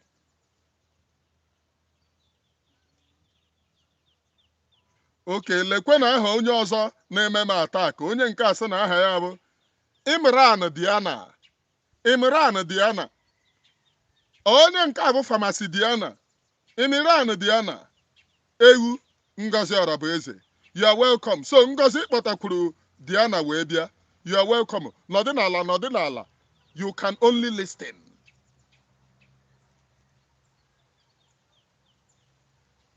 I am Onyebuchi nwa Ashigburobi. You can only listen. I have 67 live viewers and only 40 have hit the like button. Others endeavor to hit the like button, please. Endeavor to hit the like button. Hitting the like button will warrant people to know that Onyebuchi Nwashigburubi is live and direct, preaching nothing but the undiluted truth. Eziokwu nke Chineke a na-akụ mmiri, that is the only thing. No, hit the like button once. It seems that another person don't go touch the like button and the one that he hit before don't come out. If you hit before, don't hit again. Touch the like button, please. Touching your like button will make this very program for others to come into this very program and for others to see this very program. And I beg you, share this very program widely, share to your WhatsApp groups, share to your Facebook, and share to everywhere. Now, the reason why I put out these things, somebody was asking, this encounter, is it Ejiofor? Ejiofor was second to Benjamin then. But due to what they want to exempt Ejiofor, they use what are they calling him? The one that they later sabotage. They use him to fill the gap. That is what is his name, Obase. But Ejiofor is there. It was Ejiofor. Ejiofor, you addressed us in Anam. You told us that ihe anyị nọ na bụ guerrilla war, and we will fight it. It doesn't matter which way. But now, emechazi na-eme azọta obodo, edoziwezi obodo. Ọnụ gị na-atọ. But today you are now telling us that market is desecrated. Market is running away. This is running away. But you told us na azọtacha, a fight chazie, mechazie, ebido doziwe obodo. Ị chọziri idozi obodo ebe ị na-enwetabe Biafra Ejiofor? Let us go and read, please. Bute your brainwashing and brain resetting. I go help on a finish am for here. Me and yourself, I know quick market work. Let us go and read.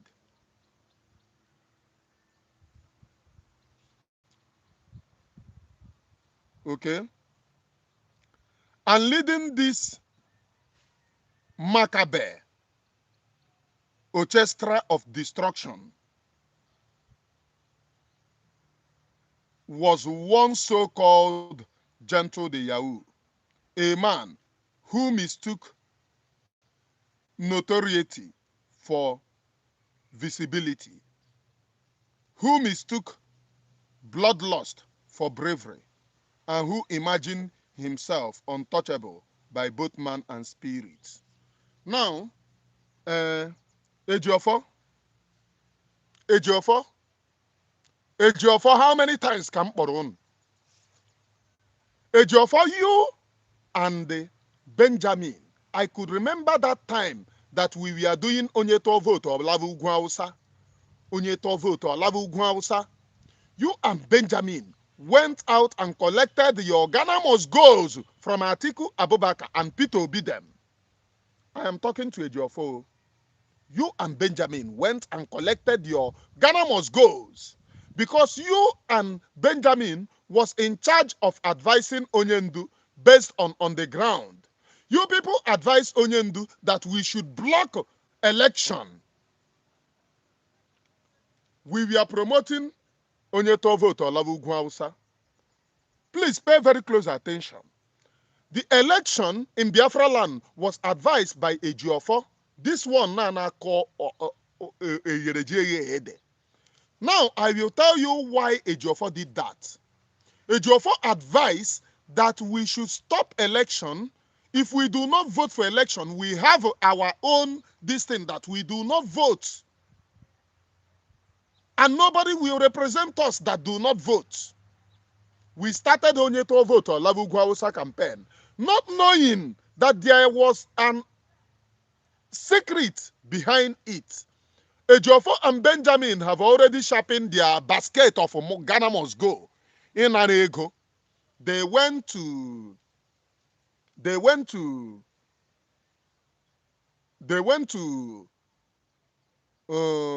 Atiku Abubakar and Peter Obi, made a deal with them. They collected money.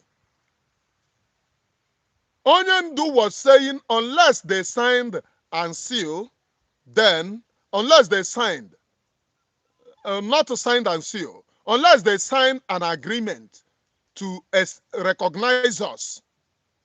Then Ejiofor and Benjamin lied to Onyendu that they have obtained a signed and seal agreement. Signed and seal agreement. Who did they obtain it from? They obtained it from Peter Obi and Atiku.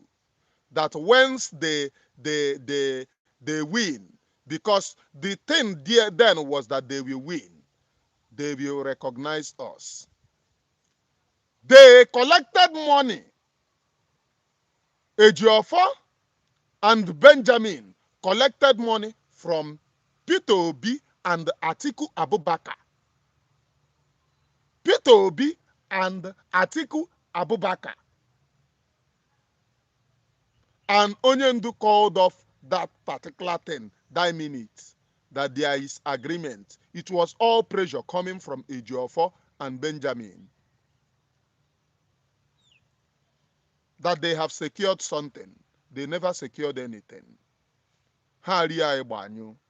Today, such criminal is telling you that then Gentle, in turn, Gentle was loyal to Benjamin Mmadụbụgwu because Benjamin was the high command. They know you very well then to speak against Benjamin. While I was speaking, mgbe m bupụtara onwe m, mgbe ndị a na-achọ ime biribiribiri ndị Hausa na-akpọ biribiribi achawo, mgbe m bupụtara onwe m, anwa m ụdịrị aka akụgodoro m di a nshi ọnwụ kwechiri na-ekwu ihe m na-ekwu, ha pushipụ m to ihe a frog jump. Is that not true? Am I lying against you people? Ha pushipụ m to frog jump. Ka ọgwụ ha gwọrọ ebe a wee rụọ ọrụ. But lo and behold, Benjamin support us. So he too himself, he was calculative in what he was doing. But he was supporting us because we have the majority. He needed the men as to stand. And they went and collected money. So do you want Gentle them to come and abide? Unu nara ego kekasi ego la. Then Gwazie men on the ground to come and abide in your secret one Nigeria. This sentence Ngozi Oragbueze neme. Is that what you want? It is a no-go area.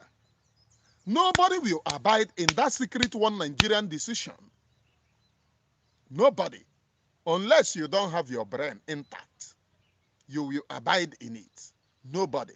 So today, you are now writing things that Gentle is a bloodthirsty. But you writing the names of the people to buy. When PM Mazi Simon Ekpa was speaking about Anambra State House of Assembly member that was kidnapped, do you think that he was making it up? It was Ejiofor that brought the information of the man to kidnap the man. Who collected ransom from them? Benjamin and Ejiofor.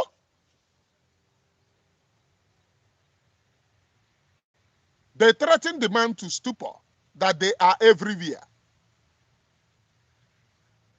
And the man cannot do anything. So do you think that PM was making up the story? Today, such a person is still writing rubbish. This time around, against Onyendu. Please, pay very close attention to where it gets messier. Please, don't go anywhere. Who mistook bloodlust for bravery, and who imagined himself untouchable by both man and spirit. But even the gods have their sense of humor. The same man who trusted about as the lion of the east now whispers in custody of military intelligence. A living proof that Ali Igbo is slow to anger, but swift to repair the masquerade of impunity, and it turns out always dance most vigorous, and at dust most once it collapse. So Ejiofor is now saying, maintaining the same thing here, that Gentle is under military custody. I have said something, and I stand by it. If Gentle turns out to be under military custody.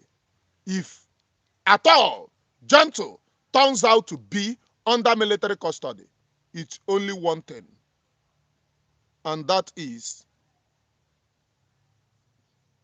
the person,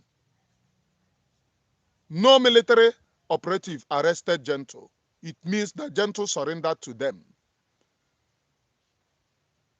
Get me very well. If in turn Gentle turns out to be under military custody, it means that Gentle surrendered because of the backstabbing. So he offered, he hands up. Are you getting it? Because even a Jimunye mother here, Japan to Uchechi, is still meaning that Gentle is under military custody. It means that Gentle surrendered. Because even the Nigerian military said that there is nothing like that. They denied it for months.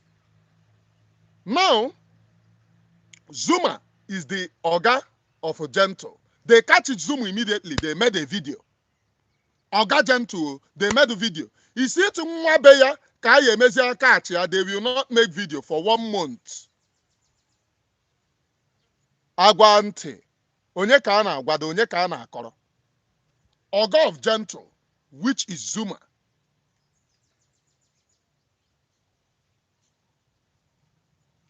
Oga of Gentle, which is Zuma, was caught and they made video immediately by the Zuma. You see to Gentle that they will catch and they will say, oh, we just catch Gentle. Now lie. Una no go say, oh, you just catch Gentle. Una no go do am. That's the reality and that's the truth. So don't deceive yourself. Let us go, please.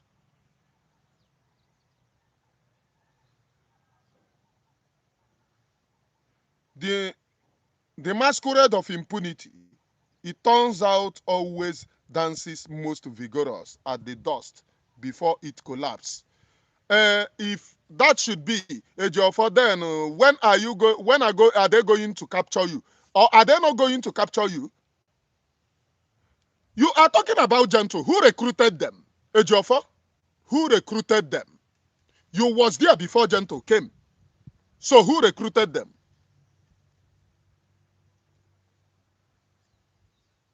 I don't know if I'm speaking to somebody. Ejiofor, you was there before Gentle came. Gentle was a Nigerian army. He was a military of Nigeria. As at the time that he was there, he resigned to join the freedom to save his land. Now, Ejiofor,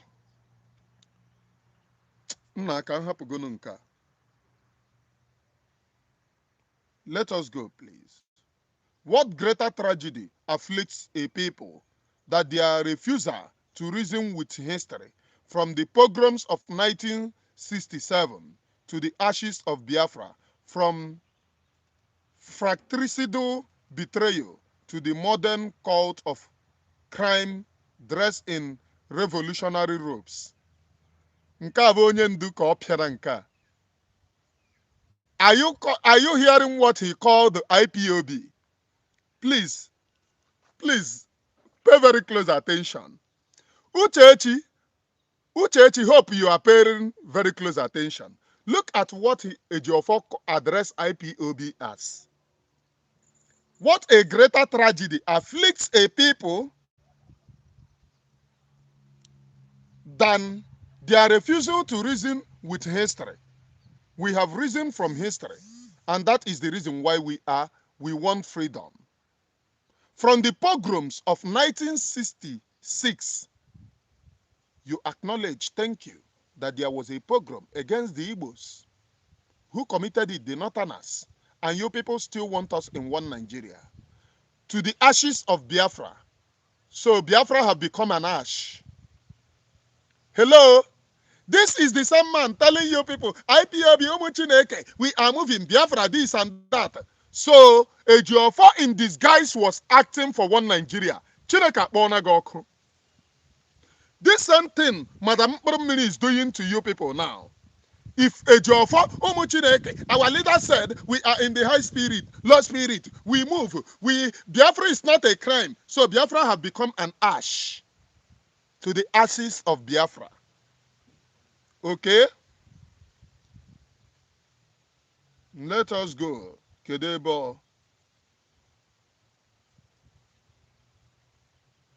From fratricidal betrayals to the modern cult. Fratricidal betrayals to the modern cult. Kedu ihe ọ na-mean modern cult, IPOB? Those who want Biafra is classified as modern cult. Fratricidal betrayal, ashes of Biafra. Maybe he is talking against Ojukwu.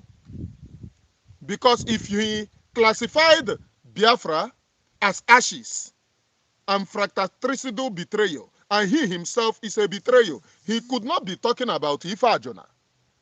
He is talking against Ojukwu. This is Ejiofor. Onye Uchechi say, hey, this and that. Now, why Mazi Nnamdi Kanu, Uchechi choose to attack her husband, calling those that sack Ejiofor names, and that they shouldn't sack Ejiofor. Is that not true? Uchechi, that is very much alive in our memory. And that they shouldn't sack Ejiofor. That why must they sack Ejiofor? Now, please share this very program and hit the like button. Share this very program and hit the like button. How I wish that there is time. Do you want me to finish this very exposition?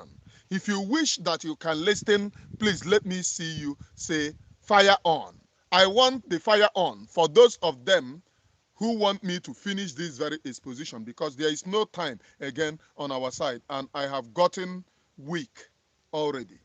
So now, let us go.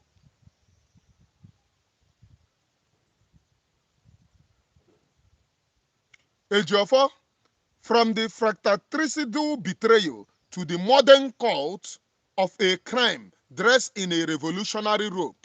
Modern cult of a crime dressed in a revolutionary robe.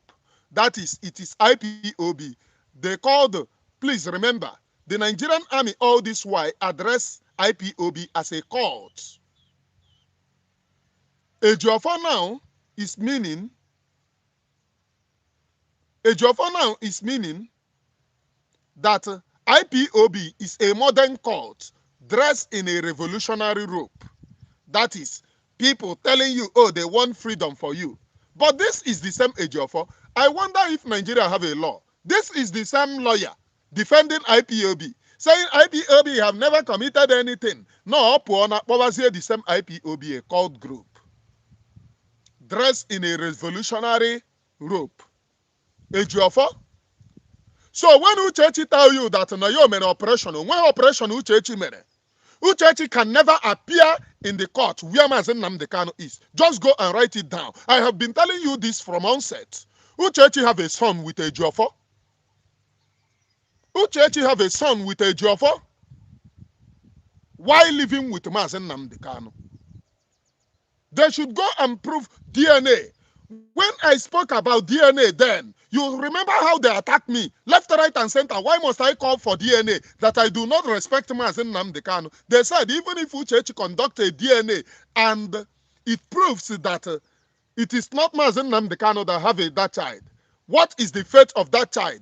That was the question that they were asking me then, which proves that there is something inside there that they are not telling most of you. There is something inside there. They should go for DNA, open DNA, so that you know who better the child, nko better. Maka nwa Uchechi, o nwere nke yiri Ejiofor. Ịhụ ha anya ịhụ na Ejiofor. Photocopy Ejiofor.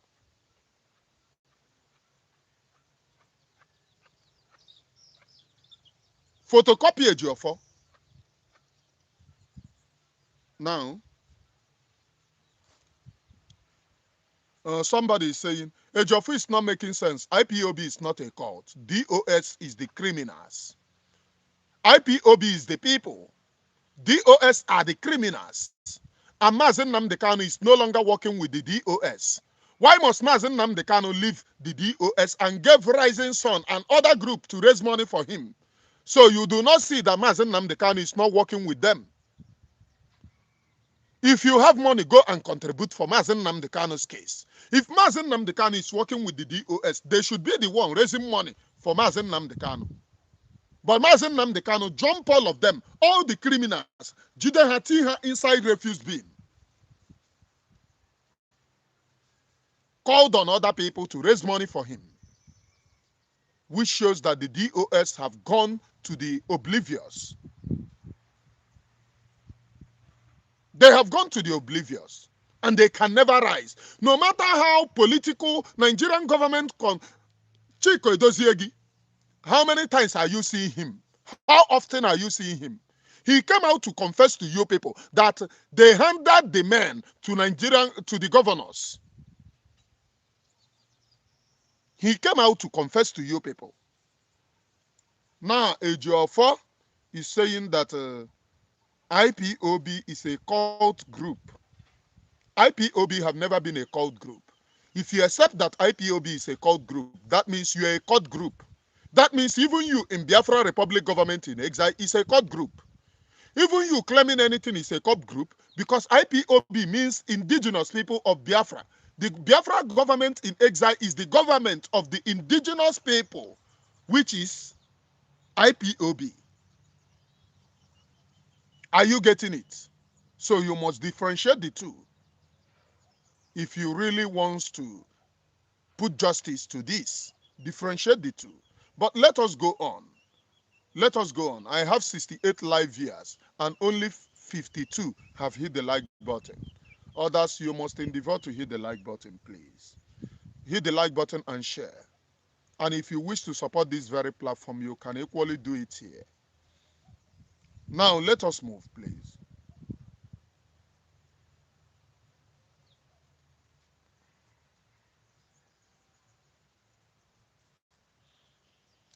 We have seen this play before.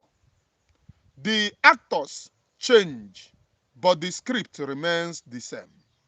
Arrogance, bloodshed, the inevitable fall. We never seem to learn that no man conquers the land that bettered him. So, are you now understanding what he said? We have seen it before. The actors change. That is, he meant Mazi Nnamdi Kanu to Mazi Simon, but they are working. But this is the same Ejiofor who said, Mazi Nnamdi Kanu told me that this and that. Mazi Nnamdi Kanu, Ejiofor, you must be sued for disseminating information that do not come from your client. You must be sued for it. Because that is what he said here. He meant Mazi Simon and Mazi Nnamdi Kanu. The actors change, but the motive never change. He is now turning it. You know, when he was defending Mazi Nnamdi Kanu, he will go to court and come and tell you, our leader is in the high spirit. If he our leader said that you must stop snatching of cars, snatching of vehicles, stop criminality, which I attack. I asked Ejiofor, this thing that you are doing, I did not go to school. Those of the people that went to school was watching Ejiofor doing this every time. I asked Ejiofor, are you meaning that you are representing the leader of car snatchers? I have 71 live viewers and only 54 have hit the like button. I asked Ejiofor, does it mean that you are now representing the leader of car snatchers? Because what it doesn't make any sense. Our leader said that you must stop car snatching, which means Ejiofor is hanging it on Mazi Nnamdi Kanu that he's leading the people snatching car. Because if he doesn't mean it, he will not tell the general public that our leader said that you must stop snatching of cars. How? I'm asking you, how? I am Onyebuchinwa Ashiburobi, please.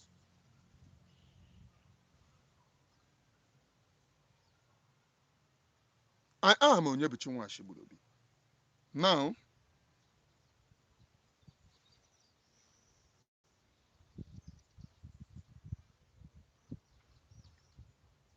Some of these so-called warriors speaks of freedom. Are you getting it? Some of these most warriors, so-called warriors, speaks of freedom with mouth, still dripping with the blood of their neighbors. They seek redemption through ruin and call it revolution. Mazi Nnamdi Kanu again. Yet, the earth, patient, impartial, incorruptible, keeps on her record. Ejiofor, when you were intimidating your people in the village now, I mean Ejiofor, when you were intimidating your people, collecting their land, is that not a rune? I'm asking this Okoko. When you were in your own village collecting your people's land, Ejiofor, what were you doing? Is that not ruining your own people? These are them. Always, always, always with this propaganda, lies, and deceit to deceive the general public. Always, always, ụmụnne. But we go nowhere. Eji m ofu anya na-enyo ha. I'm looking at them with ofu anya. Do you know why? This very freedom must never be tampered with. This very freedom must never be tampered with. I am Onyebuchi Nwashigburobi, preaching nothing but the undiluted truth. Eziokwu nke Chineke a na-akọ mmiri. Eziokwu nke Olisa bi n'igwe. We go nowhere. Those who can lie, those who can deceive, can do. But we, in this very freedom, go nowhere. We stand like Rock of Gibraltar in this very freedom.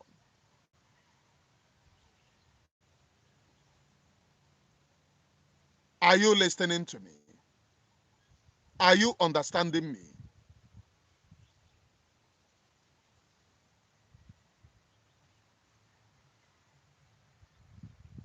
Ejiofor is now calling Onyendu names.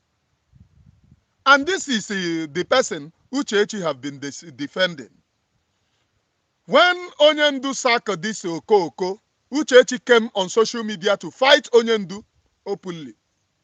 And those of you who do not know that Uchechi fought Onyendu by saying that why must they sack Ejiofor after Ejiofor's sacrifice? And I have asked, can you sack a lawyer and your wife go on social media to fight for the lawyer that you sack while you are in detention, and you come back and take that wife inside the room? Is that what you people are telling us? Maybe we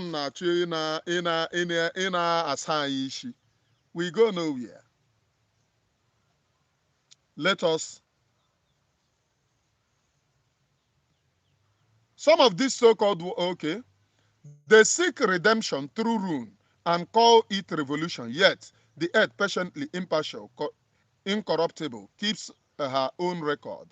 Every bullet that finds an innocent chest, every child that grows up feederless, every widow who buries her, okay, every child that grows up fatherless, every widow who buries her son adds an entry in the ledger of divine justice. Now, Ejiofor, what about the people that you took to do Odieshi and there, Ababuoha? What about the people you took to Odanike's place to do Odieshi, Ababuoha? Attest Vebe, Mbo Ababuoha, which you in turn went to defend Odanike. You remember that you was the lawyer going when Odanike was taken in, which he later paid 3 million. The late Odanike, may his soul rest in peace. You was the lawyer going for it. You was the person who brought them, Ababuoha. But here you are writing rubbish Every child that grows up fatherless, what of ndị kpọtara agbagburu agbagbu? Ịsa ha bịa bịa gwụọ ọdị echi agbagburu agbagbu. Eh? I'm not saying that somebody told me. Oh. It's something that I know. Ejiofor. What about them? All you beckon was your wife was a DSS officer. How many of you know? Ejiofor's wife was is still a senior DSS officer. The same people detaining Mazi Nnamdi Kanu and refusing to release him. The wife of Ejiofor is in that Abuja. That place, Dovere Onyendu. Hello? Hi. The wife of Ejiofor is in Abuja. Senior DSS officer.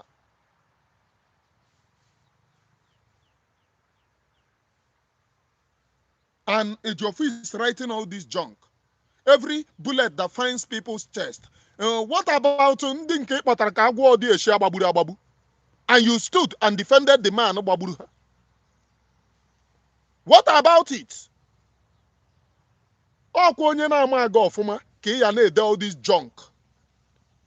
What happened in this very freedom? I did there. You did there. And now is the most thing that I regret is everly going against my very good friend. Going against him. Because I never knew that it was the spirit of Biafra that possessed him the day he was calling you a sabo. You was addressing us and the guy started calling you a sabo. Which you said that he should shut up. You are speaking. And the guy said, you are the one that should shut up because we are the ones making the sacrifice. Which made me to give the guy a punishment. Do you, or have you forgotten at all any case place? The guy that called you sabo to your face. Kelvin.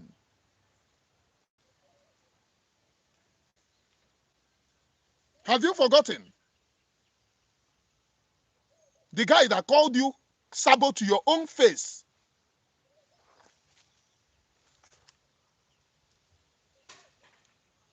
And we gave him punishment. Now is why I am regretting deeply. Though after then, me and him, we still remain friends, best of friends. But since I ran away, I never knew where he is. I never know. Now I am seeing the sabo spirit, Sabon Tike.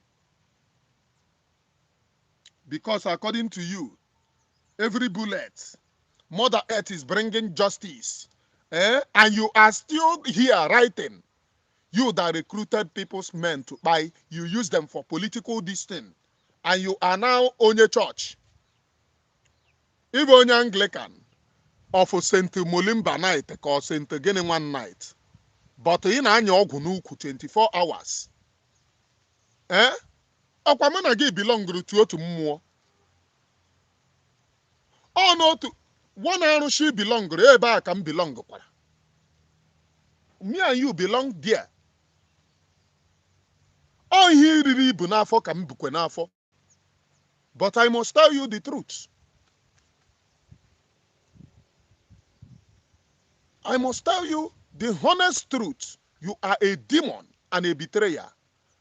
And if that Arushi do not fight you, it means that Arushi and onwe self need drip. Only drip. Kakwene ya drip.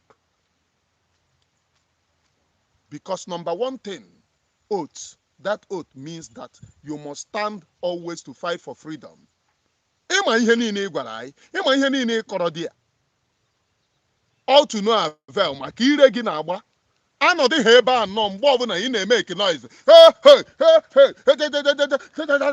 Ole aka ọnụ gị si agba ka typewriter.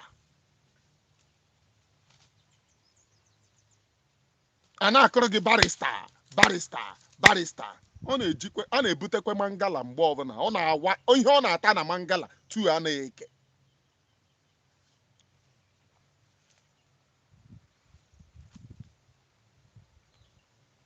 Are you seeing it? If that Arushi do not fight you, just know that Arushi and onwe need the drip. I got query ya drip. That Arushi, if he did not fight you, that means onaha honzo. That is it. You know me, m na-ekwu okwu nke m, amakwa m onye nwụrụ ụzụ ya na-atụ. Let every man take heed. Allah cannot be deceived by rhetorics or bribe, by fear. Lekwe na Ejiofor, kwa Ejiofor bụ ihe a. Ọ na-akọrọ ndị na-amaghị ya. Hey! Nna she listens when we lie to ourselves. Is she listening when you bring in the DSS to Anam, Ebeme na ano, during the time of Eastern Security Network, and you lie to us that this in the DSS, when the UNEJ with information from Nigerian government, they were there to go or the same thing. Kahari Yemen already. Ejiofor, am I lying against you? Agwara m unu na ụmụ useless ọgwụ unu na-agwọ na-edeceive unu. Unu jiri Chukwu na-akọve ma onwe mma gị ama gị n'okuru arụsị ama gị n'okuru chọọchị. N'okuru arụsị ka m hụrụ gị first time. N'okuru arụsị ka m ma gị. N'okuru arụsị ka m na-ahụ gị. Ahụtụbeghị gị na chọọchị. Na chọọchị bụ na social media ka m nọrọ na iwetere St. Molumba of Anglican. Ndị na-ekwu otu chọọchị. If ọ bụrụ na ị na-agakọ the same church with this man, thinking na onye chọọchị, ị ya anwụkwa na Bible ọ na-ekwu otu ghere ihe ya. Ị ya anwụ. Maka onye abụ onye mmụọ ibe m ka m bụ, mana onye abụ evil. N'okuru arụsị ka m na-ema. Ka ihe ị na-eme nọ nke ọda n'ike. All of you ma Anam, iruo na Anam, that Catholic church nọ na Anam, ike ọtọ ya, jụọ onye a na-akpọ ọda n'ike na Anam. Anyị agwa gị nke ya, though he is dead now, late. Ọda n'ike is late now. Ọ bụrụ na ị na-asị chọọchị gị na Ejiofor nọ na Anglican church ekwu, ọ ya eji ọgwụ kụgbuo gị, ilere na ntị. Lee Ejiofor anya ebe a. For those of you ndị sị na ha bụ ndị DSS, you are arresting people because of mere mark ha bụ odieshi. That particular mark ji eme ndị mmadụ arrest. Ejiofor bụ ya. Lee ya anya n'obi ebe a, lee ya anya n'obi ebe a, lee ya anya n'ugbo azụ ebe a, lee ya anya n'ugbo azụ ebe a. Ya yipụ akwa iyi ahụ ya dị a. Lekwe nke ọ kasịrị n'ahụ. Ọ bụrụ na unu yipụ ekwe Ejiofor and you do not see it, call me a bastard. Na Ejiofor anya ebe a, ọ kara ya. Na-enye ebe a, ọ kara ya. Na-enye anya n'ugbo azụ, ọ kara ya. Na-enye ebe a, ọ kara ya. Ị na-enye anya n'aka ebe a, ọ dị ebe a, tịrị. Manụ ọ bụrụ na unu pụta, unu na-akpụgharị ụmụ mmadụ. Ọ bụ mark n'ahụ. Ejiofor bụ the same mark n'ahụ. Ejiofor bụ the same mark aha n'ahụ. That same mark unu ji eme ụmụ mmadụ arrest. Ejiofor bụ ya n'ahụ. Call any DSS, set a probe. Go to the people that you have arrested and call them IPOB members. And the thing iji wee mee ha arrest of mark ha bụ. Yipụ Ejiofor akwa, you will equally see the same mark here. Ọ bụ ya ihu na azụ. I'm not telling you of in here. Anọ m na-egbunye ya Ejiofor. I am there. Ejiofor na-eka nke ya.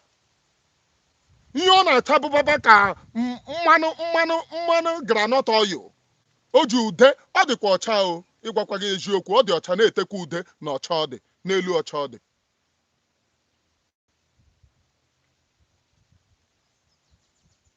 Ọ dị ọcha na-etekwa ude n'elu ọcha ọ dị.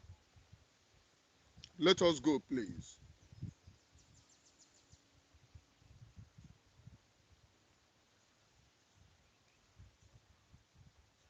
It is only God Almighty who will prove to us who is real and who is fake. Let us go, please. Please hit the like button and share this very program widely. Share it widely. So I say again, with solemn reflection, Ali Igbo delay. The earth of the Igbo endorses maka ị na-asabotaji no ụmụ mmadụ wee na-anara ego ka ala Igbo ji wee dị ile. Ala Igbo adịghị ile wee na-ahụ gị na ị rekruturu ụmụ mmadụ were ya na fight your political opposition. Today you are now bringing that you have a political ambition. You want to contest. Ejiofor wants to contest election in Nigeria, courtesy of helping them to suppress Onyendu. Remember, Ejiofor dị in charge mgbe ndị DOS nọ na-arụ this thing. People that are supposed to agitate for Onyendu to be sent to prison. Ha nọ na-asị don't send Onyendu to prison. Mgbe ebelatara Onyendu. All DOS na-asị don't send Onyendu to prison. Na ya egbu ya that they will assassinate him. It was all lies because they want Onyendu to be suppressed. On the DOS belatara Onyendu to Nigeria. And they were in charge of suppressing Onyendu. Time shall come. Time abịagokwen, and unu na-ahụ ya n'anya unu. Ọhọ this Ejiofor.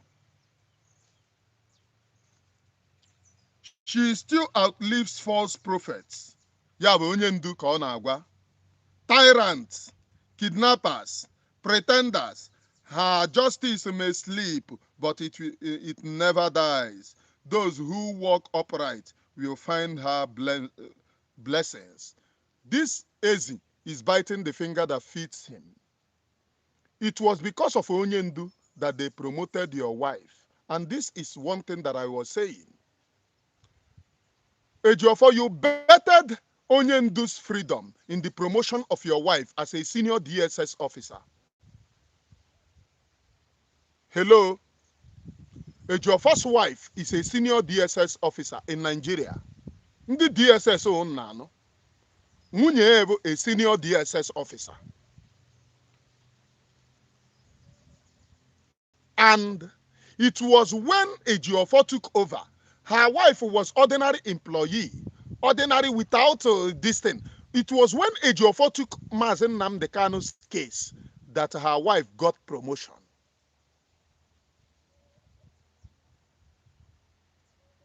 It was then that her wife got promotion, which means Onyendu's freedom was threaded on the platter of promoting the wife of Ejiofor as a senior DSS officer.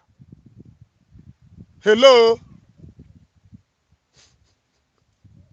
In case if you don't know anything in this very freedom, Ndaye Jigi, Zor, and sharpen their political ambition. This criminal called Ejiofor. This armed robber called Ejiofor. If there is any independent fact check about Ejiofor, go to Ejiofor. Ejiofor gburu ọgwụ, onwe ọgwụ ọ na-ebu n'ahụ. Ejiofor bụ ọgwụ nke ọda n'ike n'ahụ. Ọ bụ ọgwụ nke uche n'ahụ. Ọ bụ ọgwụ even my disappearance eje gwụọ ihe a. Ejiofor bụ ya. O nwere small Bible Ejiofor na-eji n'aka. For those of you who see Ejiofor in church, in Anglican church, with that Bible, hear that Bible over disappearance. Onye ọbụla gwọrọ eso m wee nwe nke m, but I never use my own. Ihe ọbụbụ disappearance. Imepe ya ikwu ebe ị na-aga ya abụpụ gị. Ihe a bụ Bible. Ihe Ejiofor na-ebu iji wee deceive unu abụkwanụ Bible. Onye ọbụla gwọrọ nke ya. Maka ihe emere ya bụ cheap mgbe aha due to eleshi ejide men. Eme mass disappearance. Ejeje gwụọ ya atụ ego. Jeje gwụọ ya. Echefuo ma ọ dị ka 10,000 ka atụrụ mgbe aha ka 20,000. Echefuo m ego ole atụ. Eji wee gwụọ ya. Mana ijekwa ije agwụọ ya na naanị go ọ na-erukwa $1 million plus. O rukwere $1 million plus. Eji wee gwụọ that thing. Ịhụzie people mgbe ha bụrụ Bible. Dress ha ifilie na pastor. Ihe o bu n'aka bụ disappearance ọga. Ịkpa ya aka ọ sape Bible a ya afuo. O mebe ha Bible a ya afuo.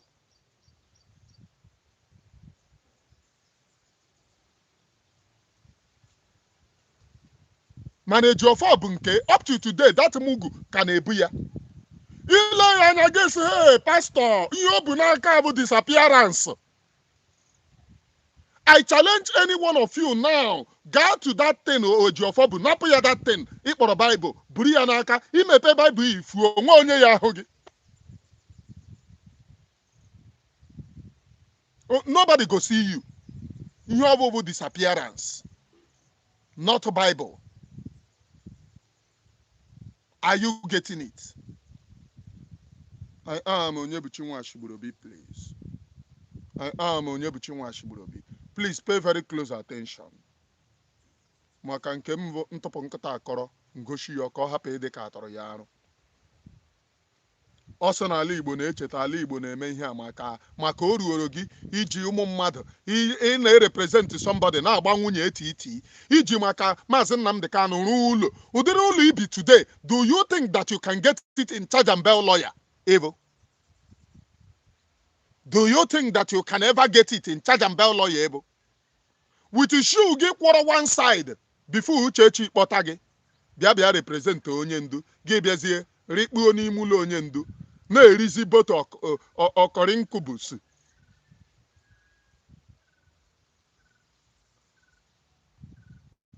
Those who walk upright will find her blessings. Those who defies her will become the every parables that future generation will recite to their children, warning in human form. Okay? Oh, that is you now. My child will never be a Ejiofor. I will never give my child a name called Ejiofor because of whom you are. You have become a warning to my own children. Ala Igbo ahụ gị na-agụgba nwunye mmadụ. Ọta nwunye mmadụ. Ala Igbo ahụ gị. Ala Igbo no dey see you. Ọta nwunye mmadụ. Ịma nwunye. I want to say something here. This guy bụ a lawyer to ndị IPOB. A na-eme onye atọkpuru nwunye eriche out to Ejiofor. Ọ bụrụ na ọ nke dị neat. Ejiofor mebe very close. He send the ego in the term of Oekea. Ọzọ Ejiofor dara nwunye mmadụ taa. Nwunye mmadụ ole ka ị tagoro ị na-represent? A na-ajụ gị Ejiofor. Nwunye mmadụ ole ka ị na-represent in this very freedom ị tagoro? Abatara IPOB ikpugba chip. Ikpugba chip. Ị na-ata ya fire on. Barrister representative m taba nwunye m. Barrister representative m na-ata nwunye m didim Ejiofor na-represent anyị na-ata ndị nwunye anyị. Ejiofor na-represent anyị na-ata ndị nwunye anyị. Eji ikpu nwunye mmadụ na-represent anyị na-ata ndị nwunye anyị. Ejiofor na-represent anyị na-ata ha tatamtam. This is nothing but the reality. Ọkwa onye na-ekwu oturu m Bible ga jụọ ya.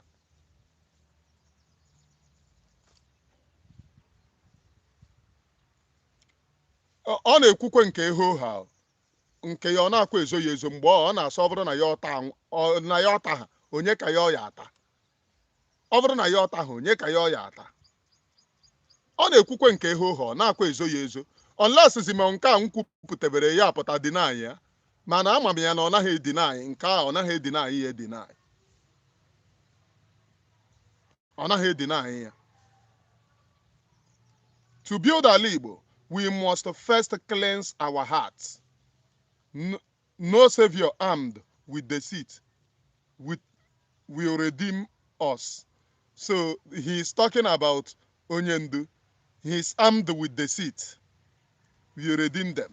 No liberation founded on crime will prosper. He's talking about Onyendu. No restoration of justice begins not in guns or propaganda. He's talking about Onyendu. Eji ndị nwunye mmadụ. Eji nwunye mmadụ emere ha ihe. Eji ya. Eji. So you have had Ejiofor. For those of you who do not know, onye I played ihe anya bụ Ejiofor. Ejiofor onye m mere adreesị na-abụ Ejiofor na Uchechi nwere nwa ha mụkọrọ nwa ọnụ in the name and they must go for ka ihe a na-akpọ ya ka ihe a na-akpọ ihe a na-aga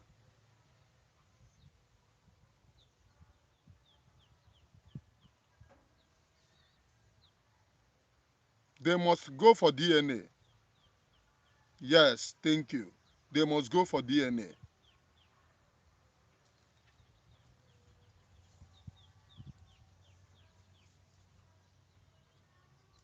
Ka a hapụ ị na-edesive anyị.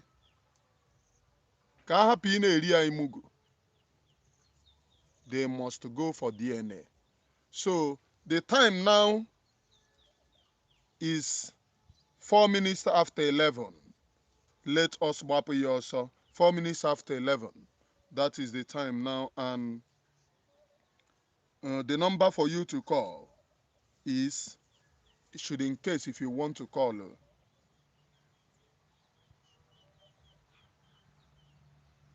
the number for you to call is +31 68 76 47 442. The number for you to call is +31 68 76 47 442. Write it down again. The number for you to call is +31 68 76 47 442. 31 68 76 47 442. +31 68 76 47 442. That's the number for you to call. Eh?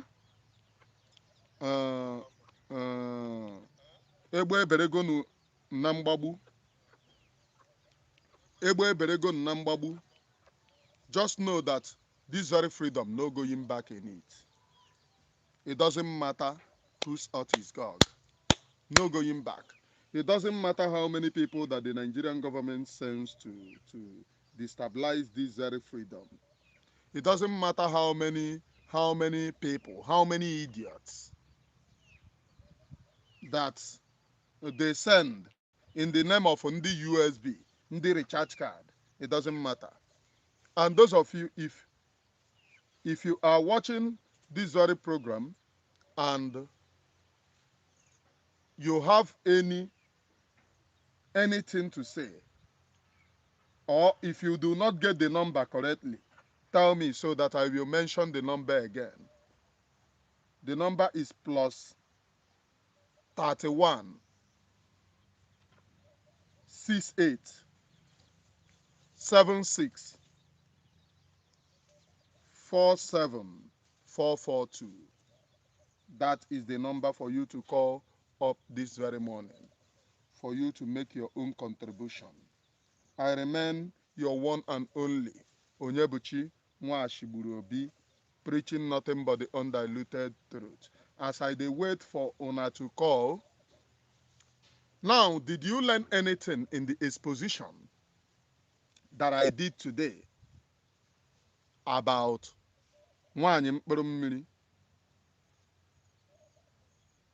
her own, the security, the USB? One of the commander in the USB may appoint now a police officer from Imo State that is called Kilamberi. From those of you who do not know, go to Imo State and ask who Kilamberi is. He's a police officer. The person, the number second man in Ngozi Oragbueze's cabinet, Kilamberi, is a Nigerian police officer called Kilamberi, who is in charge of abducting men on the ground then, in charge of buying men on the ground then. Oya nwabuzi onye Ngozi Oragbueze nyere ọkwa now as Kilamberi, Commander Kilamberi. We go nowhere. I have said something. This grave injustice and the betrayal of Obatobi by Ngozi Oragbueze and her group.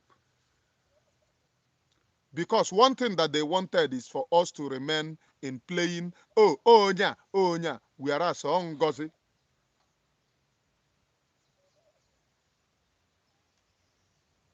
and her co-workers that betrayed Obatobi. Today, Ndi released the voice of Obatobi, which is Caterpillar, leaked the voice of Obatobi, the same voice Oji Weganga, the same person gwara PM na oye megide ihe ya ganga. Caterpillar is number first man. Yanwa dey in charge of yanwa bụ Secretary of Defense Ngozi.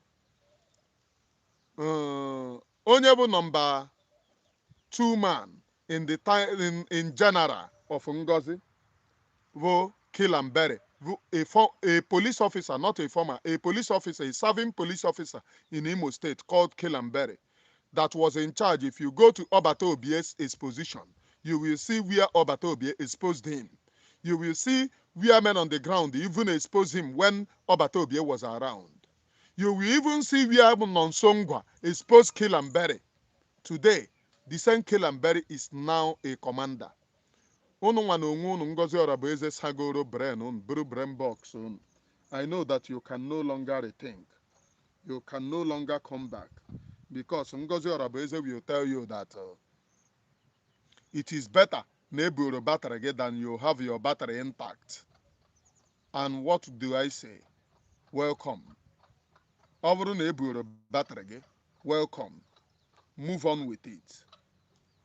Ebupụrụ battery gị, move on with it. For those of you praising the same people you once attacked as evil people, you know them as evil people, you know their evil enterprise, like this Uchemefo that is now coming out to call Mazi Nnamdi Kanu name. Imagine Uchemefo calling Mazi Nnamdi Kanu name. I blame the people watching him. Imagine Uchemefo. Uchemefo scammed us. He scammed us. Uchemefo told us lie. Na your mego import. Na your print to go 40,000 ballot. IEGM self-referendum. Oh, Uchemefo. Uchemefo is saying na your innocent man na onda ya nwa na ebuhe egbu onwe onye egburu. Mana onda ya nwa egburu ndị bai. Ondu Uchemefo ka agara protest na ka ihe a na-akpọ ya na Igwe Ọcha. Ondu Uchemefo ka agbagburu ndị agbagburu na Aba High School. Ondu Uchemefo ka agbagburu ndị agbagburu na Mkpọ. Agburu ụmụ bai. Ondu Uchemefo. He was telling them go out and protest. So ihe Uchemefo na-akọwara anyị na-abụ na onwe ha the blood of our people in his hand because on the Nigerian government gbagburu ndị a. Na onwe ha the blood of our people defending themselves. Ọ ihe ọ na-achọ ịkọwara anyị na. Maka ndị Nigerian government gbagburu ndị a under him. But under his command, go out and protest. Go out and protest despite the fact that Uchemefo na na-agbagbu ụmụ bai. Yet he was commanding us to go out. Now gwa anyị na ihe abụ the right na in a revolution people na anwụ. Under Uchemefo. Nwoke okoko suit. Under Uchemefo. But the same person is now telling us, oh, no the Ocha. As people are not calling, I will call it a day, please. One thing is certain. In this very freedom, we have come a long way. We have come a long way. And there is no going back.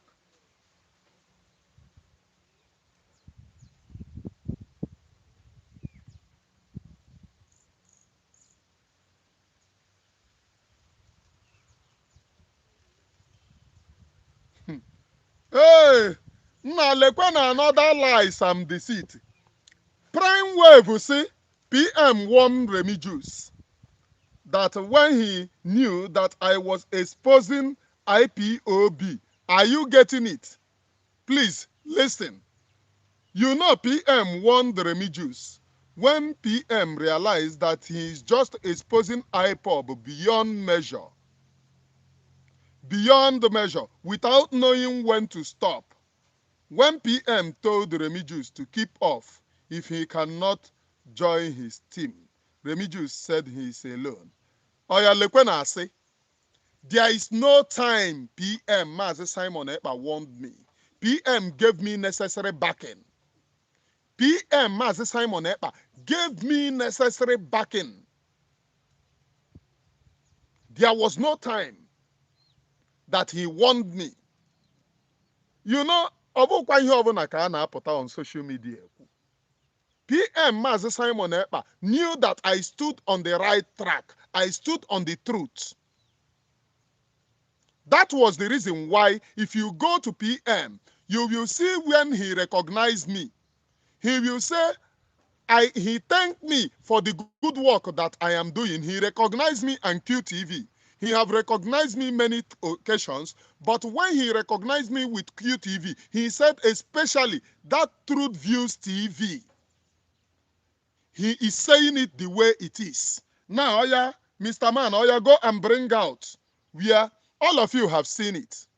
Even if I join on this thing, PM will always thank me. It is a fact out there. So, Ngozi Oragbueze yegoro na-ashi na PM warned him, and according to them, I was exposing without knowing when to stop.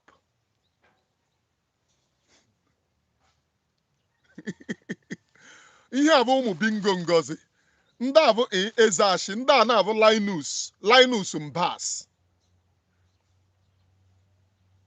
Linus Mbas, ụmụ bingos Ngozi. Will you get brain? You will not get brain. Ụmụ bingos Ngozi ji Ngozi na-eri. Ọ ndị a akpọ onye a nwoke na esi ya asị gị able-bodied men like me. Ịkpọ ya able-bodied men ọkwa onye a brain ya dị ka brain ọchịcha. Able-bodied men.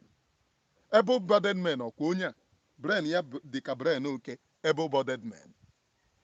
Akpọ gị able-bodied men ga-eza. Echi ya asị a man like me. Bring out evidence. Ịma amagburu m Ngozi Oragbueze na ihe. Amagburu m ya na ihe. She thought that I was that people Oyeji. We toiler. Onye m ihe a na-akpọ appointment without even coming to me to ask me, do you accept?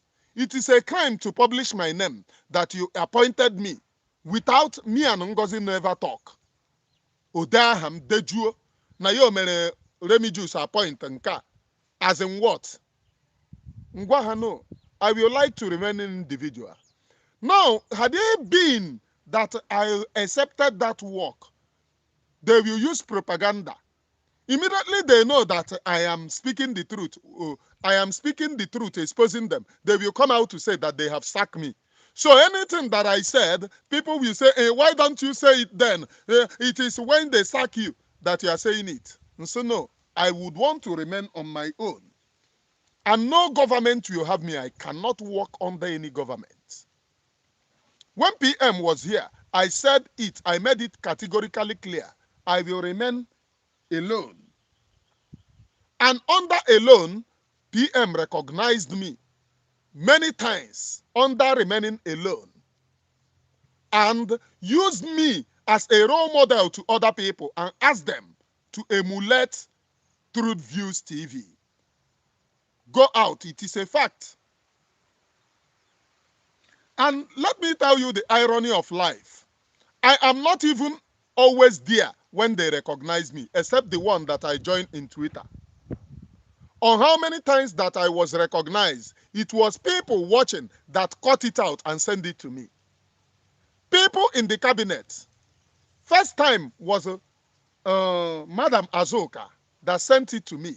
The first time that PM recognized me and the QTV. Madam Azoka. Which I must tell you the truth. This woman won us against Ngozi Oragbueze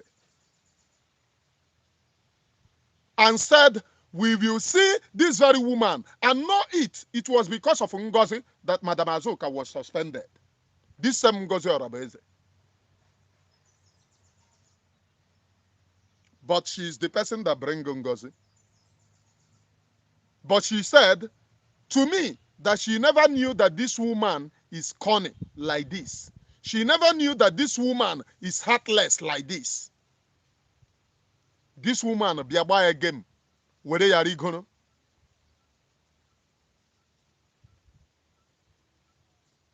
I am Onyebuchi Nwashigburobi. So Prime Wave, go to the people that lied to you. Amam na this type of lie na ekegoro you in your WhatsApp group. Maka ihe unu bụ ndị asị ga-adị enterprises. Asị ọbụla ekukuru ọhụrụ ebu iyi unu buru pụọ without enweghị uche. You people cannot reason because you don't have your brain intact. So go to her and tell her to give you evidence of the backup of this lie. Obunyeregi. Till I come your way next time, remain blessed. Bye for now.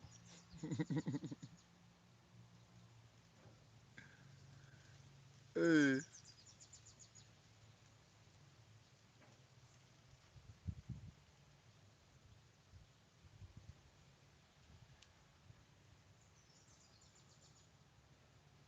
Ihe o ekwe akọt.